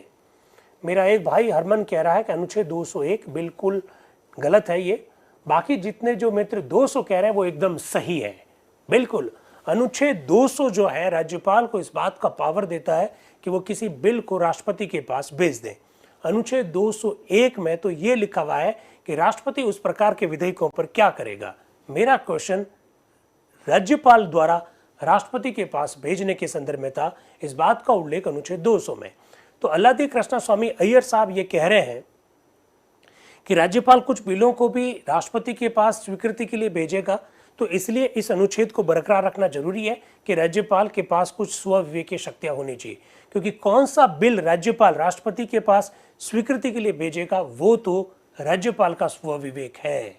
इसलिए स्व विवेकीय शक्तियां होनी चाहिए, ऐसा वो कह रहे हैं। इसके बाद में एच.वी. कामत साहब का एक प्रश्न है। श्रीमान, एक स्पष्टीकरण करवाना चाहता हूं। श्रीमान, क्या मैं ये जान सकता हूं कि जब आपात की शक्तियां राज्यपाल के समान राष्ट्रपति को भी दी गई है, शायद अधिक दी गई है, तब स्व विवेक की शक्तियां राज्यपाल को ही क्यों दी गई है, राष्ट्रपति को क्यों नहीं दी गई? ये प्रश्न तो मैंने आपके सामने पहले भी रखा है। क्या गजब का प्रश्न एच.वी. कामत साहब ने उठाया। वो कह रहे हैं कि जब आपातकालीन शक्तियां राज्यपाल की तुलना में आपने राष्ट्रपति को ज्यादा दी है, तो स्वविवेक की शक्तियां आपने खाली राज्यपाल को क्यों दी? आपने स्वविवेक की शक्तियां फिर राष्ट्रपति को क्यों नहीं दी? जब इमरजेंसी पावर्स आप उनको दे रहे हैं तो स्वविवेक की शक्तियां भी आपको राष्ट्रपति को देनी चाहिए। मैं स्पष्टीकरण चाहता हूं, ऐसा वो पूछ रहे हैं। ठाकुरदास भार्गव क्या करें? श्रीमान, मैं श्री कामत के संशोधन का विरोध करना चाहता हूं। अनुच्छेद 143 के अंतर्गत मंत्री परिषद राज्यपाल के कर्तव्यों के प्रयोग में उनकी सहायता करेगी, इसलिए वो क्या कह रहा है कि मैं तो इनका एच.वी. कामत साहब का जो संशोधन है उसका मैं क्या करता हूं, विरोध करता हूं, ऐसा ठाकुरदास भार्गव कह रहे हैं। इसके बाद में एच.वी. पातस्कर जो कि बंबई से है, वो कुछ बात कह रहे हैं। एच.वी. पातस्कर शायद नाम आपने कम सुना होगा, थोड़े कम नाम आए। अच्छा, नाम तो ज़्यादातर किसके आते हैं? महावीर त्यागी जी, एच.वी. कामत साहब, प्रोफेसर के.टी. शाह, सिब्बल लाल सक्सेना जी, नजरुद्दीन जी साहब, के.एम. पनिकर साहब, यही ज़्यादातर नाम आते हैं। हृदयनाथ जी कुंजरू, ठाकुरदास जी भार्गव, अंबेडकर साहब, डॉक्टर राजेंद्र प्रसाद, पंडित जवाहरलाल नेहरू, सरदार वल्लभ भाई पटेल, ये नाम ज़्यादा आते हुए आप दिखाई दे रहे हैं। मोहम्मद सादुल्ला, टी.टी. कृष्णमाचारी जी, अल्लादी कृष्ण स्वामी अय्यर, गोपाला स्वामी आयंगर, ये नाम आपको ज़्यादा दिखाई दे रहे हैं। पता है, एक मेंबर इतना दुखी हो जाएगा, सुनना, बहुत काम की बात बता रहा हूँ, एक मेंबर इतना दुखी हो जाएगा, वो ये कहेगा, और वो आज नहीं कहेगा, कल कहेगा कि साहब जब आप कुछ मेंबर्स को ही बोलने की परमिशन देते हैं, और कुछ मेंबर है भी ऐसे कि वो हर संशोधन पर कुछ ना कुछ बोलते ही बोलते हैं, वो हर अनुच्छेद के ऊपर कुछ ना कुछ संशोधन लेकर आते हैं, तो फिर हम बैठे बैठे क्या करें? और वो एक मेंबर इतने दुखी हो जाएंगे, वो यहां तक कहेंगे कि मैं हर सत्र में हर समय सुबह से लगाकर शाम तक बैठा रहता हूं, इसके बावजूद भी मुझे तो कभी बोलने की परमिशन नहीं दी। कुछ एक लोग ही है वो इतना बोलते हैं। आगे वो यहां तक कहेंगे, सर ऐसा करो, आप मुझे यहां पर सोने की परमिशन दे दो, संविधान सभा में मुझे सोने की परमिशन दे दो, क्योंकि मुझे तो बोलना है नहीं। यही सब बोलेंगे। ऐसा होगा आगे आने वाले दिनों में, आप इस प्रकार की चर्चा को भी देखने वाले हैं। संविधान सभा में ऐसा भी होता है। तो जैसे अभी अपनी जो ये संविधान सभा है, जिसमें जूम वाले साथी जो है वो कहेंगे कि सर आप तो कुछ एक लोगों के नाम लेते हो, हमारे तो नाम लेते नहीं हो, तो फिर ठीक है, हम अपना वीडियो ऑफ कर लेते हैं और बाकी ठीक है, चल रही है आपकी राम कथा, तो हम उसको सुन लेंगे। ऐसा है क्या? ऐसा नहीं है। चलिए आगे चलते हैं। एच.वी. पातस्कर साहब जो कि मुंबई से हैं, वो क्या कह रहे हैं? श्रीमान, अनुच्छेद 143 नितांत स्पष्ट है। मैं मेरे माननीय मित्र श्री कामत से के संशोधन के विषय में कई बातें जो उठाई गई है कि भाई राज्यपाल तो नाम मात्र का है, संवैधानिक प्रमुख है, उसे स्वविवेक की शक्तियाँ क्यों दी जाए, मैं इसका समर्थन नहीं करता हूँ। मैं तो जो अनुच्छेद है उसका समर्थन करता हूँ, ऐसा वो कह रहे हैं। इसके बाद में कृष्ण चंद्र शर्मा आ रहे हैं, वो संयुक्त प्रांत के हैं। वो देखिए वो क्या कह रहे हैं। श्रीमान, स्थिति ये है कि अनुच्छेद 41 के अंतर्गत संघ की कार्यपालिका शक्तियां राष्ट्रपति में निहित होगी और वह इसका प्रयोग संविधान और विधि के अनुसार कर सकेगा। जब संघ का राष्ट्रपति विधि तथा व्यवस्था को बनाए रखने और सुशासन के लिए उत्तरदायी होगा, राज्य का मंत्रिमंडल विधानमंडल के बहुमत द्वारा जनता के प्रति उत्तरदायी है। अब राष्ट्रपति और राज्य के मध्य संबंध स्थापित करने के लिए श्रृंखला कौन सी है? वो श्रृंखला राज्यपाल है। अतः राष्ट्रपति केवल राज्यपाल के द्वारा ही देश के सुशासन के कर्तव्यों का निर्वहन कर सकता है। कृष्ण चंद्र शर्मा जी की बात जो है वो ये कह रहे हैं कि भाई राज्य और केंद्र के बीच में एक कड़ी जो है वो राज्यपाल है, इसलिए उनको इस प्रकार की शक्तियां दें तो किसी प्रकार का कोई दिक्कत नहीं है। अब आ रहे हैं रोहिणी कुमार चौधरी जी। रोहिणी कुमार चौधरी जी आसाम से हैं। वो क्या कह रहे हैं? मैं वाद विवाद में कोई मूल्यवान अंशदान देने की आकांक्षा से नहीं बोलकर अधिकतर स्पष्टीकरण और प्रकाश प्राप्ति की इच्छा से बोलने उठा हूं। श्रीमान, मनोनीत राज्यपाल को रखने के विषय में अनुच्छेद को स्वीकार करते समय सदन पर इस बात का प्रभाव पड़ा कि माननीय डॉक्टर अंबेडकर हमें आश्वासन दिया कि राज्यपाल केवल प्रतीक स्वरूप होगा। अब मैं माननीय डॉक्टर अंबेडकर से पूछता हूं कि क्या कोई ऐसा व्यक्ति केवल प्रतीक स्वरूप कहा जा सकता है जिसे आप स्वविवेक से कार्य करने के लिए दे रहे हो? वो ये कह रहे हैं रोहिणी कुमार चौधरी जी कि डॉक्टर अंबेडकर ने शुरुआत में हमको कहा कि राज्यपाल तो सिंबॉलिक है, राज्यपाल तो कॉन्स्टिट्यूशनल हेड है। तो जो कॉन्स्टिट्यूशनल हेड है, सिंबॉलिक है, क्या उस व्यक्ति को आप स्वविवेक की शक्तियां दे सकते हो क्या? इस बारे में मुझे बताइए। कौन पूछ रहा है? रोहिणी कुमार चौधरी जी। कुछ प्रश्न पूछना चाहते हैं। अब आते हैं डॉक्टर BR अंबेडकर, वो क्या कह रहे हैं। मसौदा समिति के अध्यक्ष हैं वो। अध्यक्ष महोदय, मैं नहीं समझता कि मेरे मित्र TT कृष्णमाचारी ने श्री कामत के संशोधन पर जो कुछ कहा उसके बाद मेरे लिए कुछ कहना या वाद विवाद में भाग लेना उचित है या अपेक्षित है, किंतु मेरे मित्र पंडित कुंजरू ने मुझसे खास तौर पर एक प्रश्न पूछा और उसका उत्तर मांगा है, अतः मैंने सोचा कि शिष्टाचार के नाते मुझे कुछ शब्द कहने ही चाहिए। श्रीमान, मुख्य और प्रधान प्रश्न यह है कि क्या राज्यपालों को स्वविवेक की शक्तियां मिलनी चाहिए? यही प्रश्न प्रमुख और सर्वोपरि है। इस प्रश्न पर हम कुछ भी निश्चय कर सकते हैं, तभी दूसरे प्रश्न की उपयोगिता पर विचार आ सकता है। वो ऐसा कह रहे हैं। मेरा विचार है कि सर्वप्रथम मैं इस प्रश्न को लूं, जो कि जैसा मैंने कहा मुख्य प्रश्न है। वाद विवाद के मध्य में यह कहा गया कि राज्यपाल की स्वविवेक की शक्तियां बनाए रखना प्रांतों में उत्तरदायी शासन के विरुद्ध है। यह भी कहा गया कि इसमें 1935 के अधिनियम की गंध आती है, जो कि पूरी तरह से अलोकतांत्रिक था। अब व्यक्तिगत रूप से बोलते हुए मेरे मन में जरा भी संशय नहीं है कि राज्यपाल की स्वविवेक की शक्तियों को बनाए रखना या उसमें ये शक्तियां निहित करना किसी भी प्रकार से उत्तरदायी शासन के प्रतिकूल नहीं है। मैं इस प्रश्न को कुरेदना नहीं चाहता, क्योंकि इस विषय में कनाडा के संविधान और ऑस्ट्रेलिया के संविधान का हवाला देकर मैं संतुष्ट कर सकता हूं। मैं नहीं समझता कि सदन में कोई भी इस पर विवाद करेगा कि कनाडा की शासन व्यवस्था पूर्णतया उत्तरदायी शासन व्यवस्था नहीं है, और ना सदन में कोई ये चुनौती ही देगा कि ऑस्ट्रेलिया की सरकार उत्तरदायी सरकार नहीं है। वो ये कह रहे हैं, और वो कह रहे हैं कि मैं आप चाहे तो कनाडा के संविधान की जो धारा 55 है उसको मैं पढ़कर सुना दूं। तो कुंजरू जी एक प्रश्न पूछते हैं। मैं डॉक्टर अंबेडकर से पूछता हूं कि ब्रिटिश उत्तरी अमेरिका अधिनियम कब पारित हुआ? तो अंबेडकर कहते हैं इसमें कोई अंतर नहीं पड़ता है, अधिनियम की तिथि से कुछ भी नहीं होता है। तो HV कामत साहब कहते हैं अरे 1 शताब्दी पहले वो पारित हुआ है। एक्चुअली में डॉक्टर अंबेडकर साहब कुछ एग्जाम्पल दे रहे हैं कनाडा का। तो कुंजरू साहब कह रहे हैं पहले मुझे ये बताओ वो पारित कब हुआ। तो अंबेडकर जवाब दे रहे हैं कि इससे कोई फर्क नहीं पड़ता कब पारित हुआ, तिथि से क्या फर्क पड़ता है। तो HV कामत साहब बोलते हैं अरे 1 शताब्दी पहले वो बना है। तो अंबेडकर क्या जवाब दे रहे हैं? यही मेरा उत्तर है कि कनाडा और ऑस्ट्रेलिया वालों ने इस उपबंध को अब भी हटाना अपेक्षित नहीं समझा, वे बिल्कुल संतुष्ट है इस धारा से, तो फिर हमको भी ये रख लेना चाहिए, ऐसा वो कह रहे हैं। तो लोकनाथ मिश्र जी जो कि उड़ीसा के हैं वो बीच में बोल रहे हैं, श्रीमान एक औचित्य प्रश्न है, क्या हम कनाडा या ऑस्ट्रेलिया की स्थिति में रहेंगे या फिर हमारे देश में गणतंत्रात्मक संविधान हम बनाने जा रहे हैं? तो अम्बेडकर वापस जवाब देते हैं, उन्होंने जो कुछ कहा मैं उसे नहीं समझ सका। यदि सदन संतुष्ट है, जैसा कि मुझे आशा है, राज्यपाल में कुछ स्वविवेक की शक्तियां दे देनी चाहिए और इससे उत्तरदायी शासन पर कोई प्रभाव नहीं पड़ता है। ऐसा बोल ही रहे होते हैं कि कुंजरू बोलते हैं डॉक्टर अंबेडकर आलोचना की युक्ति को बिल्कुल समझ नहीं पाए। आलोचना ये नहीं है कि अनुच्छेद 175 में राज्यपाल को कुछ शक्तियां नहीं दी जाए, आलोचना इस बात की है कि राज्यपाल को स्वविवेक की शक्तियां क्यों दी जाए। तो डॉक्टर अंबेडकर वापस बोलते हैं मेरे विचार से उन्होंने अनुच्छेद को गलत पढ़ा है। मुझे खेद है कि मेरे पास संविधान का मसौदा नहीं है, लेकिन फिर भी मैं बता देता हूं कि हमने ये अनुच्छेद क्यों रखा है और स्वविवेक की शक्तियां क्यों दी। मेरे विचार में मेरे मित्र पंडित कुंजरू की आलोचना वैध होती है। ये खंड तो बहुत सीमित है, इसमें लिखा हुआ उन बातों को छोड़कर जो संविधान के द्वारा या उसके अधीन नहीं है।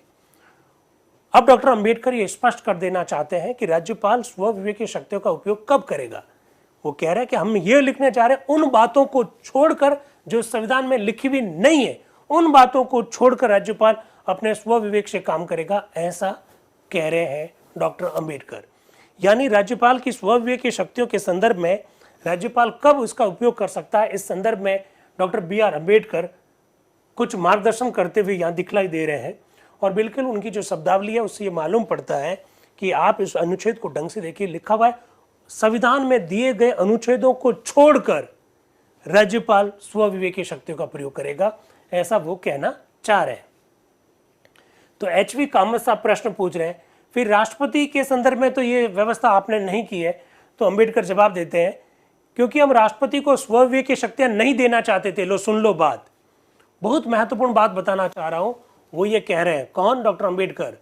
वो बार बार जब प्रश्न पूछ रहे हैं भाई आप राष्ट्रपति को तो नहीं दे रहे हो स्वविवेक की शक्तियां, तो वो कह रहे हैं राष्ट्रपति को हम स्वविवेक की शक्तियां देना ही नहीं चाहते हैं, क्योंकि प्रांतीय सरकारों के लिए केंद्र सरकार के अधीन रहते हुए कार्य करना अपेक्षित है और इसलिए ये पक्का करने के लिए कि वे केंद्रीय सरकार के अधीन रहकर कार्य करें, राज्यपाल कुछ चीजों को सुरक्षित रखेगा जिससे कि राष्ट्रपति को ये देखने का अवसर मिले कि उन नियमों पर अमल किया गया है।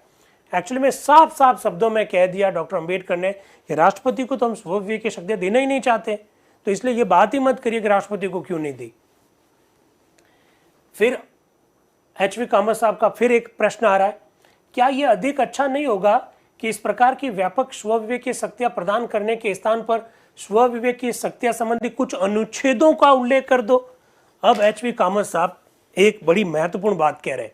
वो कह रहे हैं आप स्वविवेक की शक्तियां राज्यपाल को दे रहे, चलो मैंने मान लिया, आप राष्ट्रपति को नहीं दे रहे हैं उसका कारण भी मैंने मान लिया, तो आप एक काम क्यों नहीं करते हैं, आप राज्यपाल को स्वविवेक की शक्तियां दे दीजिए और कुछ अनुच्छेद संविधान में और लिख दीजिए कि राज्यपाल कब कब कौन कौन से मामलों में स्वविवेक से काम करेगा। ये लिख क्यों नहीं देते, ऐसा एच.वी. कामत साहब डॉक्टर अंबेडकर से कह रहे हैं। डॉक्टर अंबेडकर क्या कह रहे हैं, मैंने यही तो कहा है कि मैं ऐसा करने के लिए बिल्कुल तैयार हूं। लीजिए, डॉक्टर बी आर अंबेडकर साहब ने साफ शब्दों में एच.वी. कामत साहब की बात को स्वीकार कर लिया कि ठीक है, मैं कुछ अनुच्छेद ऐसे रख लूंगा जिसमें कि राज्यपाल स्वविवेक से कब काम करेंगे उसका प्रावधान हो जाए। मैं विशिष्ट अनुच्छेदों का उल्लेख करने के लिए तैयार हूं यदि मुझे पता ही है कि राज्यपाल की स्वविवेक की शक्तियों के संदर्भ में सदन इस संविधान में कौन सा अनुच्छेद रखना जा रहा है। तो एच.वी. कामत साहब कह रहे हैं इसे स्थगित क्यों नहीं कर दिया जाए, अभी इस अनुच्छेद को स्थगित कर दो। जब आप कह रहे हो कि राज्यपाल कब कब स्वविवेक की शक्तियों का प्रयोग करेगा, उसके अनुच्छेद अगर आप जोड़ना चाह रहे हो तो अभी फिलहाल इस अनुच्छेद को स्थगित कर दो। एच.वी. कामत साहब ऐसा कह रहे हैं।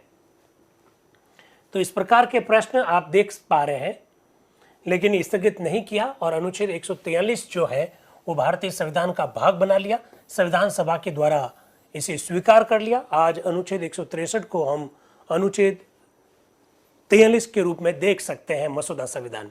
आज जो भारतीय संविधान का अनुच्छेद 163 है, मसौदा संविधान में वो अनुच्छेद 143 के रूप में था।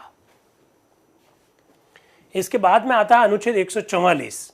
अब देखिए एक बार फिर संशोधन संख्या 2164, संशोधन संख्या 2164 पर 173 संशोधन, ये सब पेश नहीं किए गए। 2165 डॉक्टर अंबेडकर के नाम है और उस पर भी संशोधन है, किंतु उस संशोधन पर संशोधन के पेश होने से पूर्व ये संशोधन पेश होगा, ऐसा वो कह रहे हैं। और देख लीजिए, डॉक्टर अंबेडकर एक संशोधन लेकर आए हैं, एक अनुच्छेद लेकर आए हैं, उस अनुच्छेद का नाम है 144।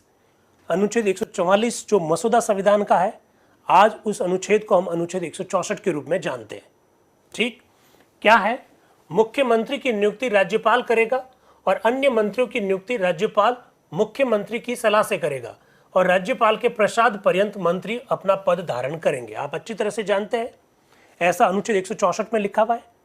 और आप अच्छी तरह से अनुच्छेद 164 को आज देखेंगे तो नीचे लिखा हुआ कुछ राज्यों के नाम, वहां लिखा हुआ बिहार, वहां लिखा हुआ छत्तीसगढ़, वहां लिखा हुआ उड़ीसा, वहां लिखा हुआ मध्य प्रदेश। इन राज्यों में जनजातीय मंत्री की नियुक्ति करना अनिवार्य है। आपको मालूम है, ये भारतीय संविधान के अनुच्छेद 164 में लिखा हुआ है। इसी के संदर्भ में डॉक्टर अंबेडकर लेकर आए हैं अनुच्छेद, और वो कह रहे हैं किंतु बिहार, मध्य प्रांत और बरार, मध्य प्रांत और बरार के बारे में मैंने कुछ दिन पहले आपसे चर्चा की थी।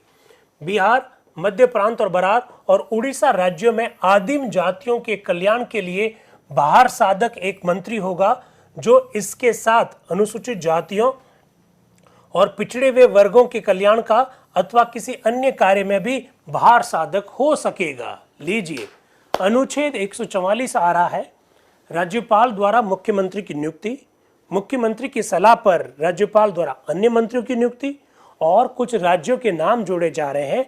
उसमें से एक है बिहार, उसमें से एक है मध्य प्रांत और बरार, और तीसरा है उड़ीसा। इन राज्यों में एक जनजातीय मंत्री की नियुक्ति करनी होगी। वो अनुसूचित जाति से संबंधित मामले भी देखेगा और पिछड़े वर्गों से संबंधित मामले भी देखेगा। डॉक्टर अंबेडकर इस अनुच्छेद को लेकर आए हैं। यही अनुच्छेद आजकल 164 के रूप में जाना जाता है। मेरा आप लोगों से प्रश्न है, यूट्यूब वालों से भी प्रश्न है, जूम वालों से भी प्रश्न है। आज अगर आप जवाब देंगे तो मजा आ जाएगा। प्रश्न ये है कि ये जो प्रावधान किया जा रहा है कि जनजातियों के लिए एक मंत्री होगा, तो प्रश्न ये है कि क्या वो मंत्री जनजाति से होना चाहिए या जनजातियों के कल्याण करने वाला कोई भी व्यक्ति हो सकता है, यानी सामान्य वर्ग से भी हो सकता है। मेरा प्रश्न ये है, क्या वो जनजाति से ही होगा या फिर किसी और को भी बनाया जा सकता है? किशोर भाई कह रहे हैं कोई भी व्यक्ति, विराट भाई कह रहे हैं कोई भी व्यक्ति, बगजी कह रहे हैं कोई भी व्यक्ति, सुरेश जी कह रहे हैं जनजातियों से होगा, सुरजीत कुमार कह रहे हैं जनजातियों से होगा, कोई भी व्यक्ति। क्या बात है। चंद्रवीर कह रहे हैं जनजातियों से होगा, सुमन जी कह रही है कि सामान्य व्यक्ति भी हो सकता है। वाह वाह वाह, क्या बात है, इतने सारे जवाब आए आज तो मजा आ गया। वैसे एक बात बता देता हूं, सारा खेल शब्दों का है, शब्दों की जादूगरी है संविधान में। आज डॉक्टर बी.आर. अंबेडकर साहब संविधान सभा में आपको ये स्पष्ट करते हुए दिखाई देंगे कि जनजातीय कल्याण के लिए मंत्री है, कोई भी हो सकता है। एक शब्द लिखा हुआ भार साधक, यानी जनजातियों के कल्याण करने का काम करेगा, वो कोई भी व्यक्ति हो सकता है। वो एससी भी हो सकता है, एसटी भी हो सकता है, ओबीसी भी हो सकता है, सामान्य वर्ग का भी हो सकता है। उसे देखभाल करनी है जनजातियों की। आज इस प्रकार की चर्चा होगी। अब कोई व्यक्ति समझ लीजिए, उदाहरण के तौर पर बिहार का उदाहरण ले। अब देखिए मीणा साहब, ये चर्चा क्यों महत्वपूर्ण है, जरा देखिएगा। जैसे कोई बिहार का व्यक्ति है और बिहार की सरकार बनी और बिहार में किसी सामान्य वर्ग के मंत्री को, सामान्य वर्ग के व्यक्ति को जनजातीय कल्याण मंत्रालय दे दिया, तो जो व्यक्ति हमारी संविधान सभा की इस बहस को नहीं देखेगा वो क्या करेगा? कोर्ट में जाएगा, बिहार हाई कोर्ट में, कि साहब ये क्या कर दिया, बिहार की सरकार संविधान का उल्लंघन कर रही है, यहाँ तो जनजातीय कल्याण मंत्री के पद पर किसी सामान्य वर्ग के व्यक्ति को नियुक्त कर दिया, ऐसा कैसे हो सकता है? तो फिर 1 जून 2024 को हमने जो चर्चा की और 1 जून 1949 को संविधान सभा में जो चर्चा हुई, उससे सारी बात स्पष्ट होगी। अब जरा सोचिए कि आप जो 40-50 लोग जो जूम पर और हजारों लोग जो यूट्यूब पे जो जुड़े हुए, आज के बाद अगर कोई व्यक्ति इस तरह से कोर्ट में जाना चाहेगा कि साहब देखो ये क्या हो गया, उसको रोकेगा? अरे भाई एक बार हमारा संविधान तो थोड़ा सा पढ़ ले। हमारा संविधान में 1 जून 1949 को चर्चा हुई है, हम लोगों ने देखी, हमने पढ़ी है। उसमें लिखा था कि कोई भी व्यक्ति हो सकता है, जनजातियों का कल्याण करने वाला व्यक्ति होना चाहिए, क्योंकि लिखा बाहर साधक। बाहर साधक का मतलब होता है कि इस बाहर को जिम्मे जो लेगा वो व्यक्ति कोई भी हो सकता है। यही तो खूबसूरती है संविधान की, यही तो पता नहीं है लोगों को, और वो कोर्ट पहुंच जाते हैं। कैसा लगा? अच्छा लगा? आशीष भाई क्या लिख रहे हैं? हद से इतना गुजर गए सत्ता के नशे में। अरे भाई ऐसे सत्ता का नशा की बात मत करो, 4 जून को परिणाम आने वाले हैं, बड़ा डर लगता है। सत्ता की बात मत करो, चलिए आ जाते हैं वापस। तो बिहार, मध्य प्रांत और बरार और उड़ीसा, 3 राज्यों की बात कर रहे हैं डॉक्टर बी.आर. अंबेडकर साहब। तो मुझे लगता है कि आपको बड़ा आनंद आ रहा होगा और मेरे हिसाब से ये बातें भी आपको अच्छी लग रही होगी। अब आ रहे हैं मोहम्मद ताहिर साहब। वो कह रहे हैं साहब कि आपने ये जो लिखा है ना कि राज्यपाल मुख्यमंत्री की नियुक्ति करेगा, मुख्यमंत्री की सलाह पर राज्यपाल मंत्रियों की नियुक्ति करेगा, और आगे लिख दिया कि मंत्री जो है राज्यपाल के प्रसाद पर्यंत पद पर रहेंगे। ये राज्यपाल के प्रसाद पर्यंत, ये शब्द हटा दीजिए, वहां लिख दो विधानसभा के प्रसाद पर्यंत, यानी मंत्री विधानसभा के प्रसाद पर्यंत पद पर रहेंगे। इसका संशोधन लेकर आए थे मोहम्मद ताहिर। उस समय तक, उस समय के पर्यंत तक जब तक कि मंत्री परिषद विधानसभा के सदस्यों की विश्वास पात्र रहती है, इस प्रकार की शब्दावली का प्रयोग मोहम्मद ताहिर साहब करवाना चाह रहे थे। ये प्रस्ताव मोहम्मद ताहिर साहब लेकर आए, वो मैंने आपके सामने रखा है। फिर मोहम्मद ताहिर साहब एक और संशोधन चाहते, मंत्री बनेगा कौन? तो मंत्री कौन बनेगा? अगर if you will see the provision of the article 164, you will find there that if you want to be minister in the state government, then you should be member of the state legislature. I think you are aware about it. अगर आप मंत्री बनना चाहते हैं तो राज्य विधानमंडल का सदस्य है होना चाहिए. If you are not member of the state legislature then you will have to be member within 6 months. ऐसा कॉन्स्टिट्यूशन में लिखा हुआ है. आर्टिकल 164 में अगर आप सदस्य नहीं है तो आपको 6 माह में सदस्य बनना होगा. ठीक है, ऐसी बात लिखी हुई है. अब जो बात है, मोहम्मद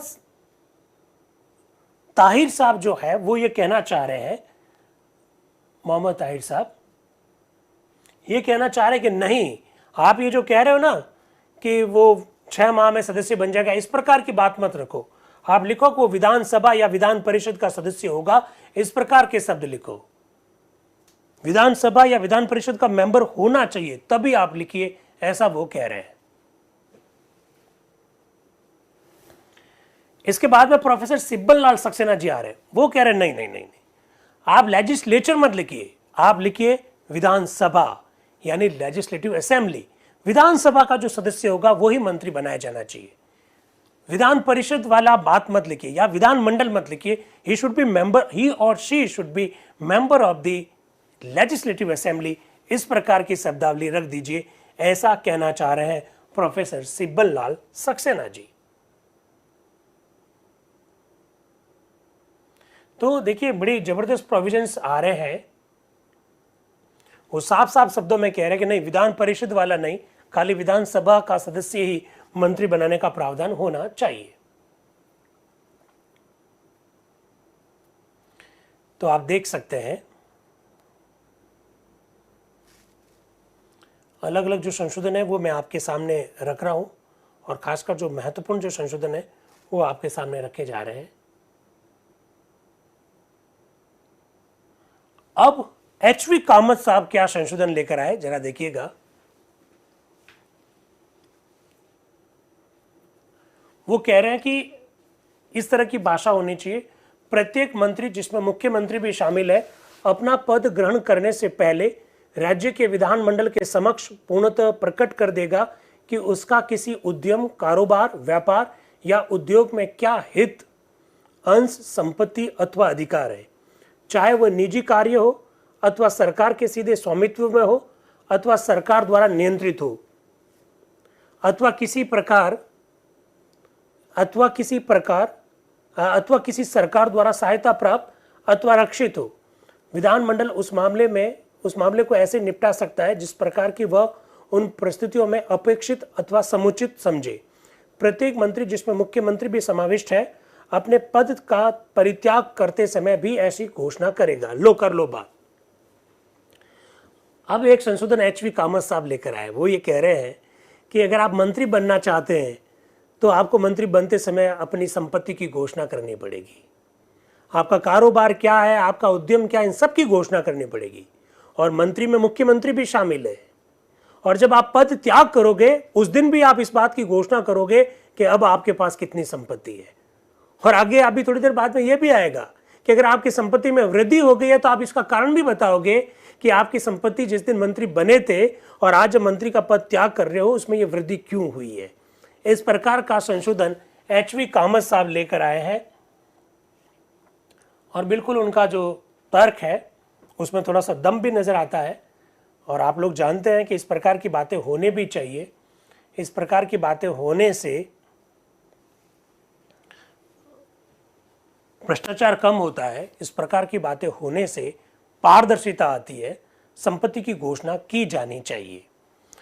अब देखिए प्रश्न ये है कि भाषा की जो जादूगरी है वो आपने देखा कि अभी किस तरह से संशोधन जो लाए जा रहे हैं उसमें एक शब्द लिखा, उद्यम आपका क्या है उस बात की घोषणा करोगे, व्यापार आपका क्या है उस बात की घोषणा करोगे, कारोबार क्या है उस बात की घोषणा करोगे. और सबसे बड़ी बात क्या है, ये सब कॉमा में है. इसका मतलब उद्यम अलग चीज है, कारोबार अलग चीज है, व्यापार अलग चीज है. ये सब जादूगरी है जो मुझे लगता है कि हम लोगों को समझनी चाहिए. और बड़े जबरदस्त ढंग से संविधान सभा में बहस के दौरान ये बातें आ रही है. ठीक है, तो एचवी कामत साहब ने जो तर्क दिया वो आपके सामने रखा. इसके बाद में आ रहे हैं जयपाल सिंह जी मुंडा. जयपाल सिंह जी मुंडा संविधान सभा के एक महत्वपूर्ण सदस्य, काफी दिनों बाद में आज चर्चा में दिखाई देंगे जयपाल सिंह जी मुंडा। जयपाल सिंह जी मुंडा के बारे में मैंने आपको जानकारी देते हुए पहले बताया भी है कि मुंडा साहब जनजाति समुदाय से आते हैं। मुंडा एक जनजाति है, झारखंड के हैं, वैसे उस समय बिहार हुआ करता था। जयपाल सिंह जी मुंडा की जो कहानी है वो हम सब लोगों के लिए प्रेरणा का स्रोत है। जयपाल सिंह जी मुंडा महज 6 वर्ष की उम्र में अपना घर छोड़कर विदेश में चले जाते हैं पढ़ने के लिए।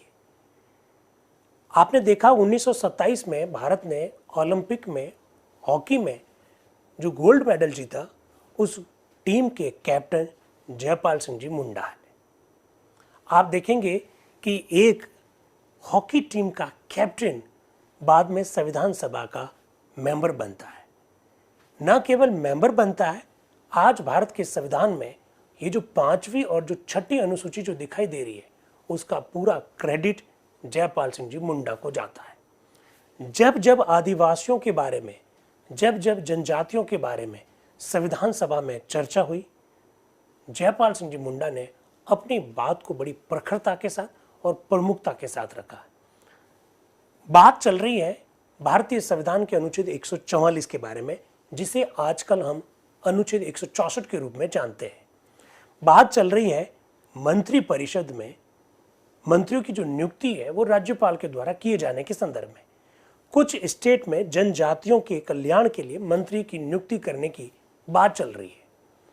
3 स्टेट के नाम लिए गए, बिहार, मध्य प्रांत और बरार, तथा तीसरा जो स्टेट है वो है उड़ीसा।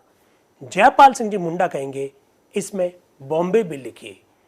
जयपाल सिंह जी मुंडा का यह सुझाव होगा कि सुझाव नहीं, ये संशोधन है कि यहाँ पर बॉम्बे भी लिख दीजिए, क्योंकि बॉम्बे का जिस तरह से गठन किया गया और बॉम्बे जिस तरह से वापस बन रहा है, उसमें अच्छी खासी जनसंख्या जनजातियों की है। इसलिए बॉम्बे राज्य में भी एक व्यक्ति जनजातीय कल्याण मंत्री होना चाहिए। इस प्रकार का संशोधन जयपाल सिंह जी मुंडा लेकर आ रहे हैं। देखें वो क्या कह रहे हैं।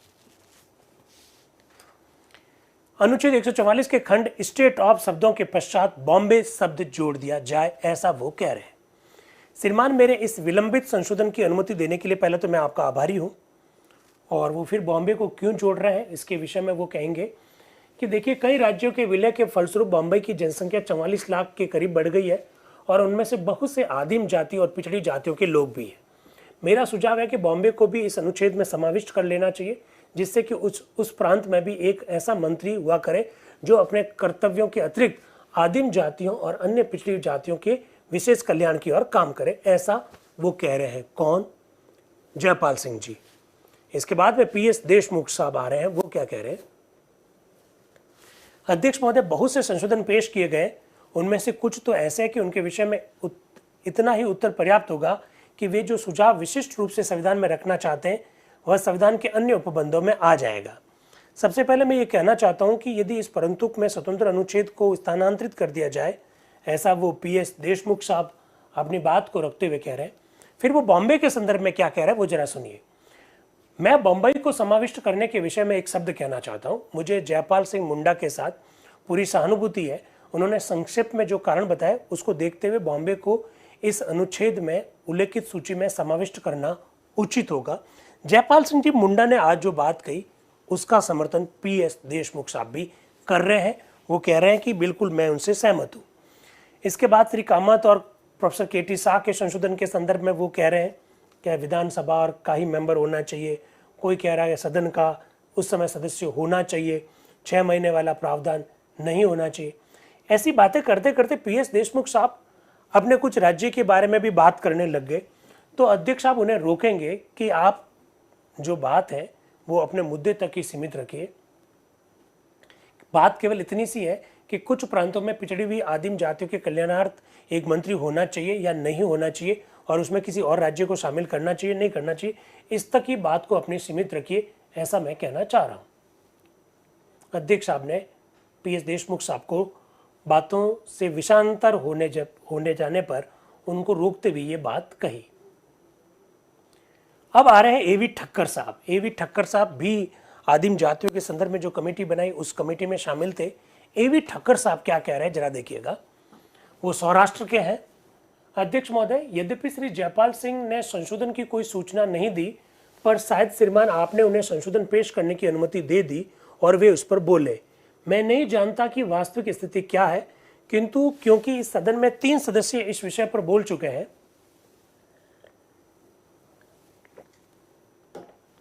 अतः इस विषय में मैं अपना मत अभिव्यक्त करना चाहता हूं। बिहार, उड़ीसा, मध्य प्रांत के 3 प्रांतों में आदिम जातियों, अनुसूचित जातियों और पिछड़े हुए वर्गों के हितों की चिंता करने के लिए और उनकी रक्षा करने के लिए पृथक पृथक मंत्रियों की सिफारिश की गई। अल्पसंख्यक समिति की आदिम जाति उप समिति की सिफारिश पर ही मैंने सभापति की हैसियत से अन्य सदस्यों के साथ मिलकर यह सुझाव दिया था कि इन 3 प्रांतों में रहने वाले पिछड़े हुए लोगों की परवाह करने के उद्देश्य से संविधान में ऐसा उपबंध रखा जाए। इसका कारण यह है कि जब हमने सिफारिशें की थी तब यह समझा गया था कि इन लोगों के साथ विशेष व्यवहार करने या उनकी रक्षा करने के मामले में ये प्रांत पिछड़े हुए थे। अब आप मुझसे प्रश्न पूछ सकते हैं कि इन 3 प्रांतों में ही आदिम जातियों का कल्याणार्थ मंत्री नियुक्त करने का प्रावधान क्यों किया गया। एवी ठक्कर साहब जवाब दे रहे हैं कि मैं उस समिति का सभापति था, तो वो जवाब दे रहे हैं। वो कह रहे हैं अब इन 3 प्रांतों बिहार, मध्य प्रांत और उड़ीसा में अब उनके लिए सब प्रकार के कल्याण कार्य के लिए और उनकी रक्षा के लिए सुसंगठित विभाग है। उस समय हमने बंबई, मद्रास आदि जैसे आगे बढ़े हुए प्रगतिशील प्रांतों को शामिल नहीं किया था, क्योंकि वे उस मामले में 20-30 वर्षों से कार्रवाई कर रहे थे, अतः उन्हें शामिल नहीं किया गया। ठक्कर साहब कह रहे हैं ना तो हमने मद्रास को शामिल करने की बात कही, ना हमने बॉम्बे को शामिल करने की बात कही, क्योंकि उन राज्यों ने काफी काम किया है आदिम जातियों के लिए, ऐसा ठक्कर साहब कह रहे हैं। कोई भी ये कह सकता है कि इन प्रांतों का उल्लेख करना उनके लिए कलंक रूप में है, किंतु मैं समझता हूं कि इस समय जयपाल सिंह के संशोधन में प्रस्तावित शब्द नहीं जोड़ा जाना चाहिए जब तक कि बंबई के मंत्रिमंडल से परामर्श न कर लिया जाए या इस पर और अधिक विचार विमर्श नहीं किया जाए।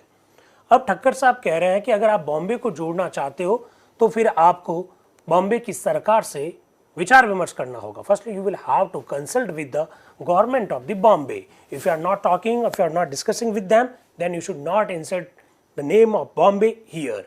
ऐसा एवी ठक्कर साहब इस अनुच्छेद पर जयपाल सिंह जी मुंडा के द्वारा जो संशोधन लाया गया उस पर अपनी बात को रखते हुए कह रहे हैं। इसके बाद में एचवी पातस्कर साहब फिर आ रहे हैं।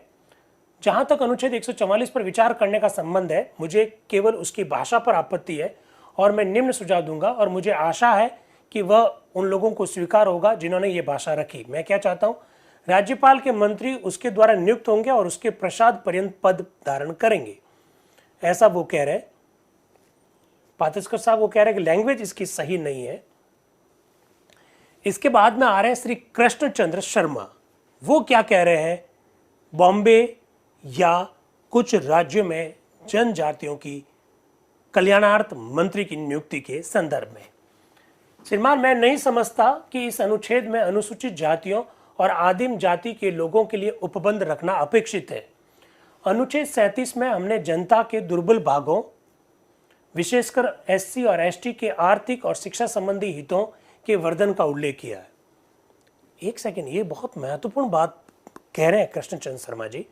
वो कह रहे हैं कि नहीं, जनजातीय कल्याण के लिए मंत्री की नियुक्ति करने का कोई प्रावधान संविधान में लिखने की आवश्यकता नहीं है। तो एक मेरा भाई किशोर पूछ रहा है कि फीडबैक कब देंगे, तो मैं भाई किशोर को पूछना चाहता हूँ, जरा जवाब दीजिएगा। वो कृष्णचंद्र शर्मा जी कह रहे हैं कि हमने अनुसूचित जातियों के लिए और आदिम जातियों के कल्याणार्थ एक अनुच्छेद 37 रख दिया है नीति निर्देशक तत्वों के अंतर्गत। तो भाई किशोर, तुम मुझे बताओ, ये जो अनुच्छेद 37 की जो चर्चा कृष्णचंद्र शर्मा जी कर रहे हैं वो वर्तमान संविधान का कौन सा अनुच्छेद है? जल्दी बताओ, नहीं तो मैं कुछ ऐसी व्यवस्था करने वाला हूं किशोर भाई कि फीडबैक लिंक सबको मिलेगा, खाली किशोर भाई को छोड़कर।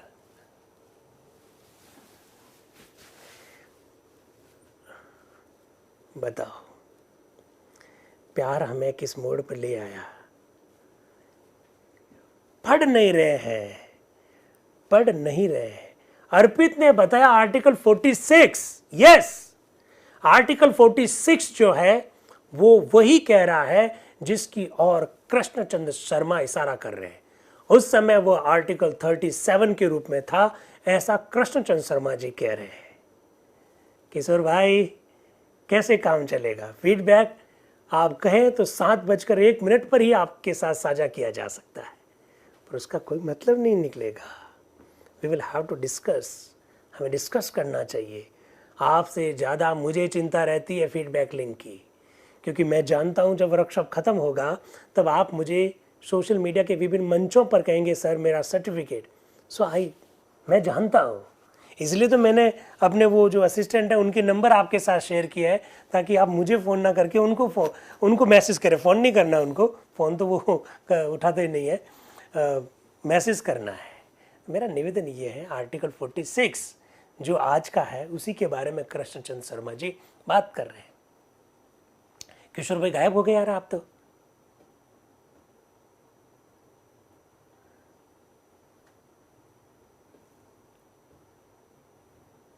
चलिए आगे बढ़ते हैं। वो क्या कह रहे हैं? वो कह रहे हैं कि हमने अनुच्छेद 37 रखा है, फिर हमने अनुच्छेद 301 भी रखा है, जिसमें राष्ट्रपति एक आयोग की नियुक्ति करेगा, और राष्ट्रपति आयोग की जो नियुक्ति करेगा वो पिछड़े वर्गों और आदिम जातियों के लोगों की उन्नति का ख्याल रखेगा। ये जिस अनुच्छेद 301 की बात कर रहे हैं वो कौन सा अनुच्छेद है? जिस अनुच्छेद 301 की बात वो कर रहे हैं वो अनुच्छेद 340 है, जहाँ पिछड़े वर्गों की स्थिति का अध्ययन करने के लिए राष्ट्रपति संविधान लागू होने के 5 वर्ष के भीतर एक आयोग का गठन करेगा। अपने आप को इससे जोड़े, बड़ा मजा आएगा, आनंद तभी आएगा। तो कृष्णचंद्र शर्मा जी ने साफ शब्दों में कह दिया कि इस प्रकार का प्रावधान रखने की कोई आवश्यकता नहीं है, ऐसा कृष्णचंद्र शर्मा जी कह रहे हैं। फिर आर.के. सिधवा जी बॉम्बे के बारे में क्या कह रहे हैं? वो कह रहे हैं कि श्री जयपाल सिंह ने बॉम्बे को भी जोड़ देने के संदर्भ में जो संशोधन रखा है उसके विषय में मुझे ये कहना है,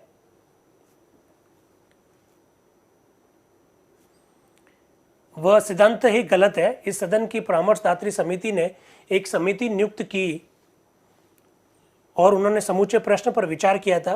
वे सब प्रांतों में गए थे। उन्होंने सिफारिश की थी कि केवल उन्हीं प्रांतों में आदिम जातियों के कल्याण के लिए और अन्य किसी कार्य के लिए एक अलग मंत्री होना चाहिए।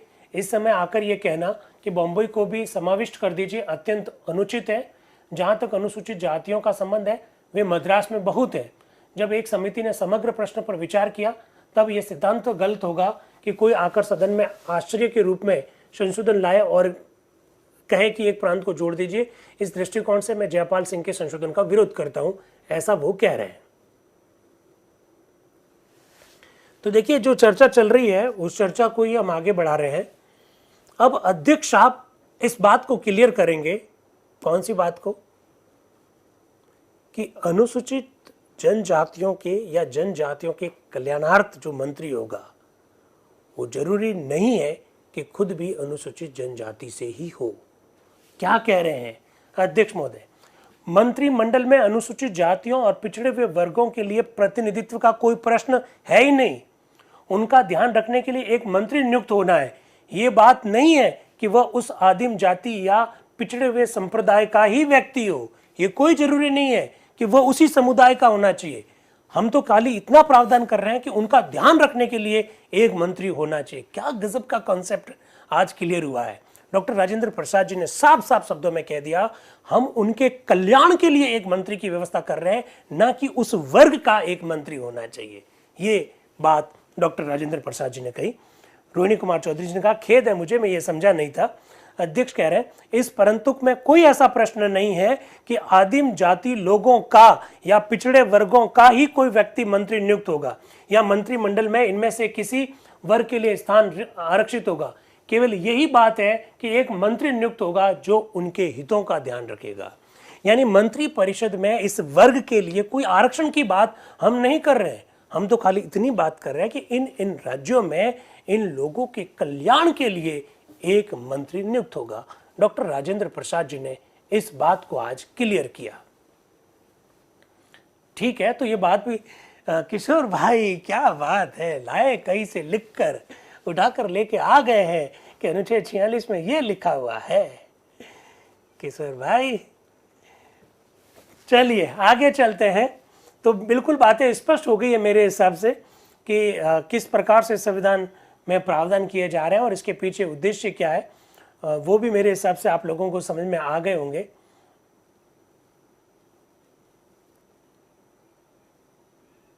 कुछ मेंबर्स कहेंगे अभी कि नहीं सर, इस अनुच्छेद पर अभी चर्चा को आप स्थगित कर दीजिए, लेकिन वो कहेंगे नहीं नहीं, अब तो हम वोट ही लेंगे, कौन कौन से प्रावधान पर क्या क्या स्वीकार किया जाने वाला है, कौन सा अस्वीकार किया जाने वाला है, जरा देख लेते हैं। एक, डॉक्टर अंबेडकर साहब ने जो संशोधन रखा शुरुआत में, उसके ऊपर भी वोटिंग होगी।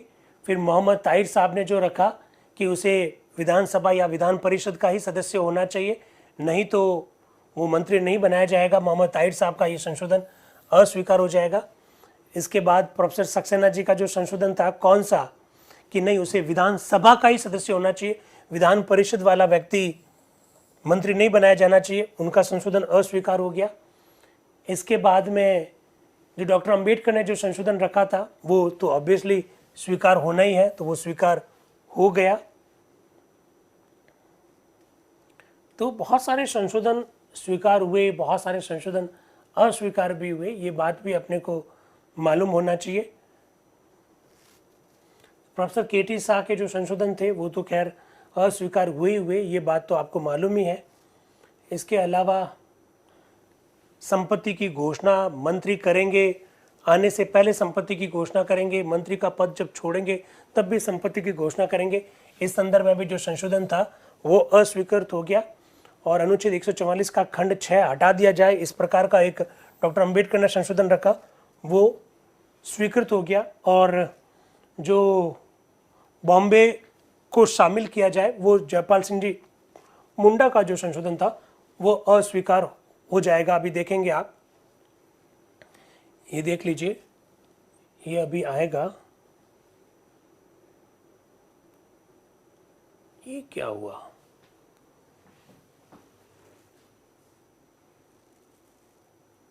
हाँ वो तो खैर जयपाल सिंह जी मुंडा वाला तो अस्वीकार हो ही गया।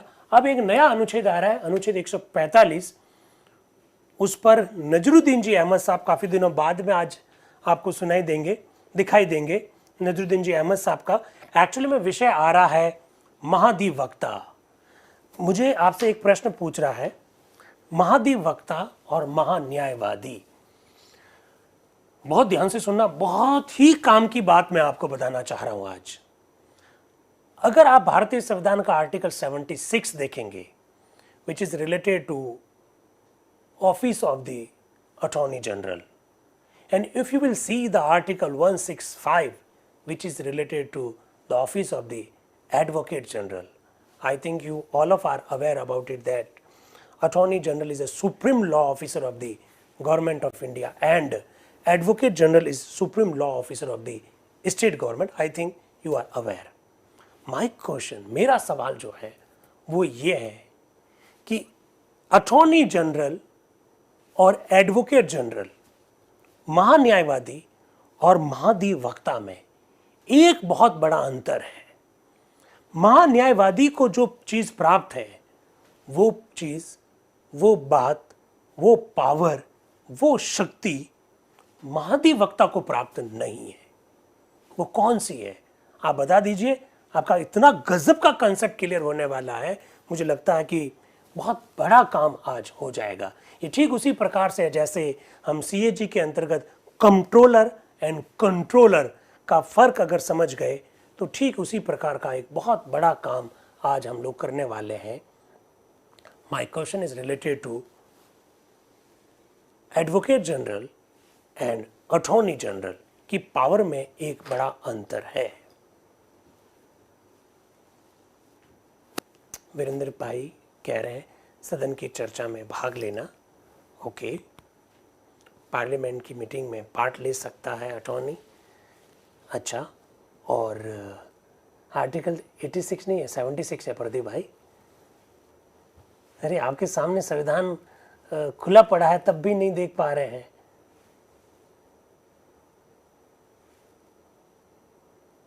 मतदान नहीं कर सकते। अरे मेरी बहन संजू जो बता रही है कि मतदान नहीं कर सकते, मैं उस बहन को बताना चाहता हूँ कि मतदान तो महाधिवक्ता भी नहीं कर सकता।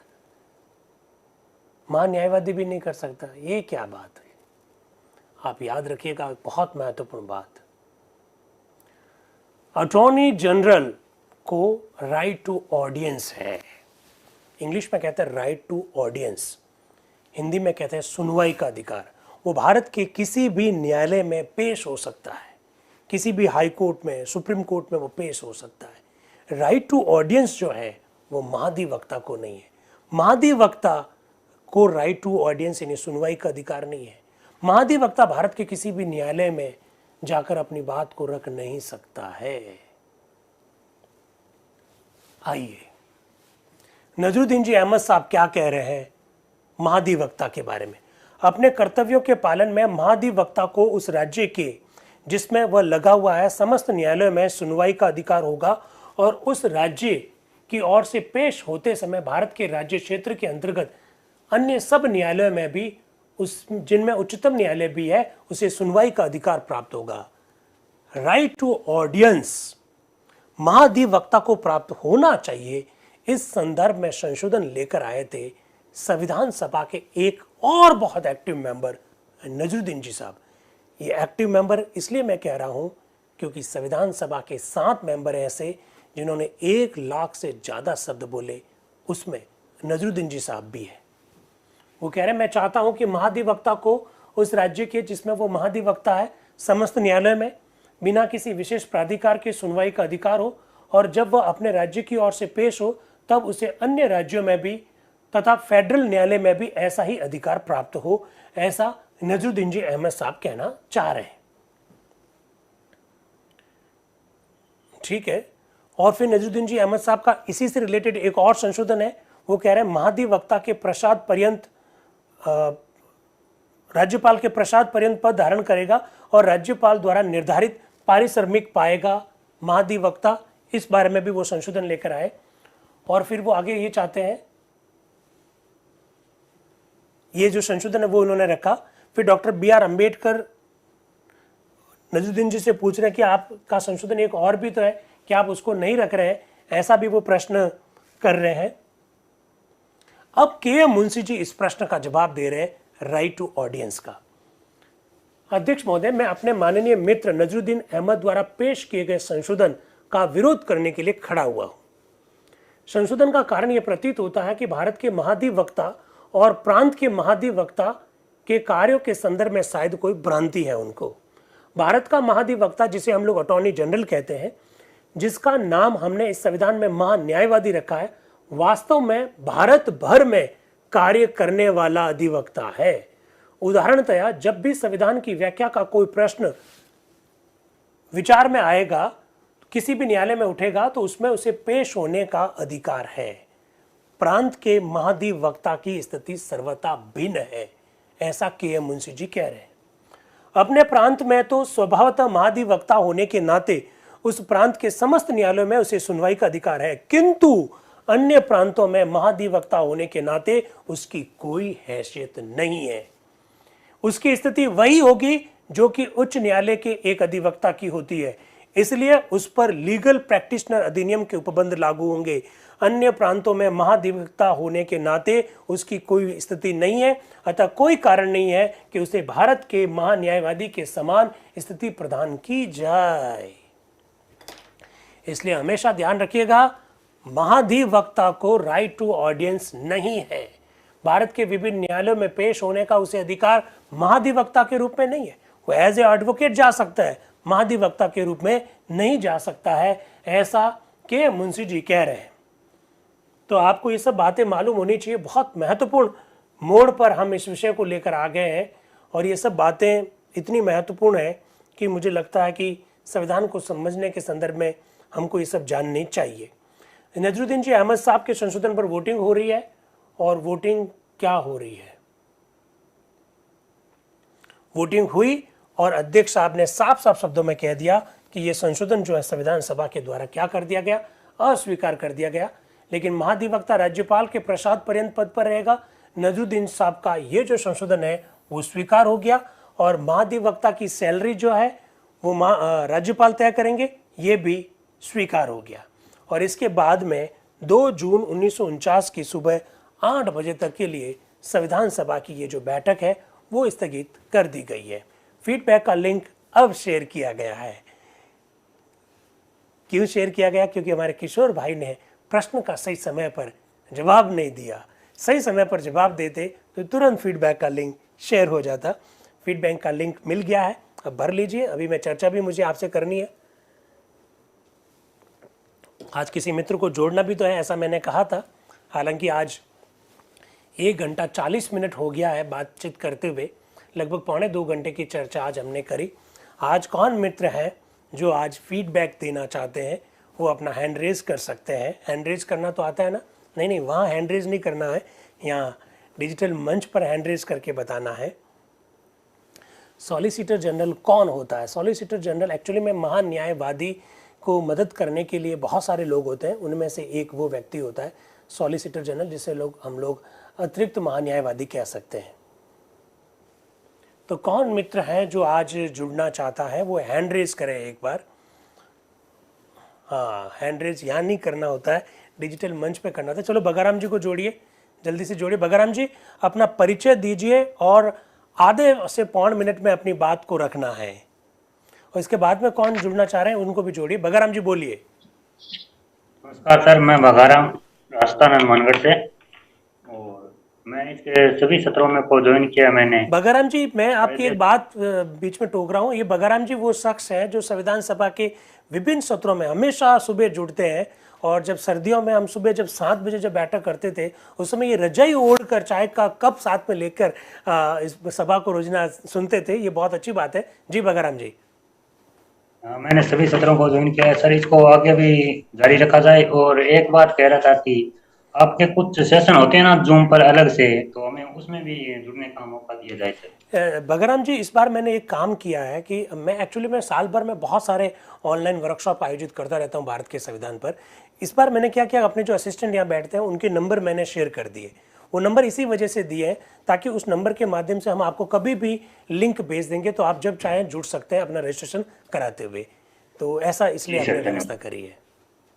हाँ, बगराम जी का सुझाव बहुत अच्छा सुझाव है। वो कह रहे हैं कि भाई आगे जो संविधान सभा के जो सत्र वाली वर्कशॉप के अलावा जो दूसरी वर्कशॉप जो होती है उसमें भी हमको जोड़े। बिल्कुल, हम तो चाहते हैं कि इस प्रकार के मित्र जुड़े। और कौन जुड़ रहे हैं?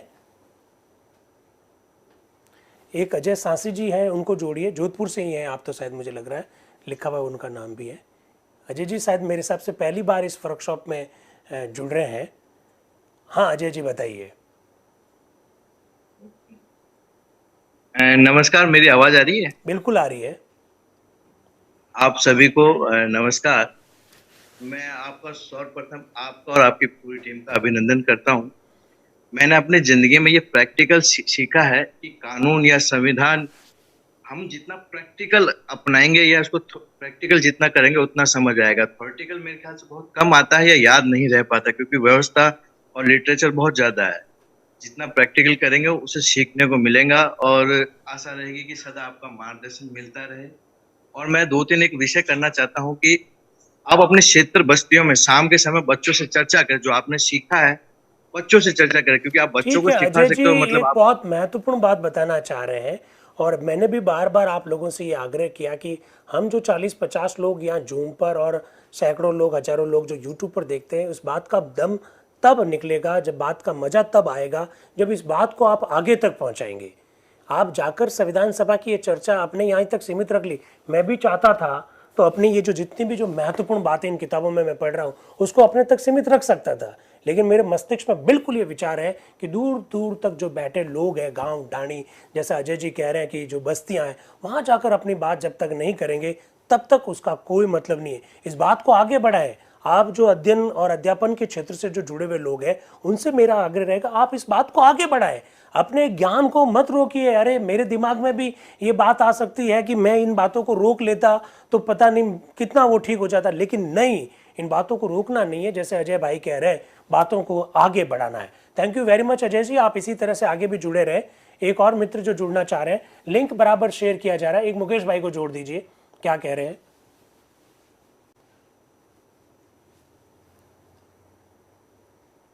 हाँ, लिंक बार बार शेयर करते रहे।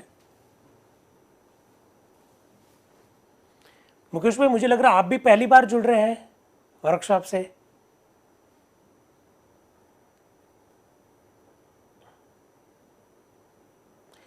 अरे मुकेश भाई, पहले कपड़े तो पूरे पहन लेते, इतना भी उत्साह मत दिखाइए। चलिए कोई बात नहीं, आगे आपसे बात करेंगे। और मुझे लगता है कि नहीं, घर बैठे यहाँ जुड़ सकते हैं, इसमें कोई इशू नहीं है।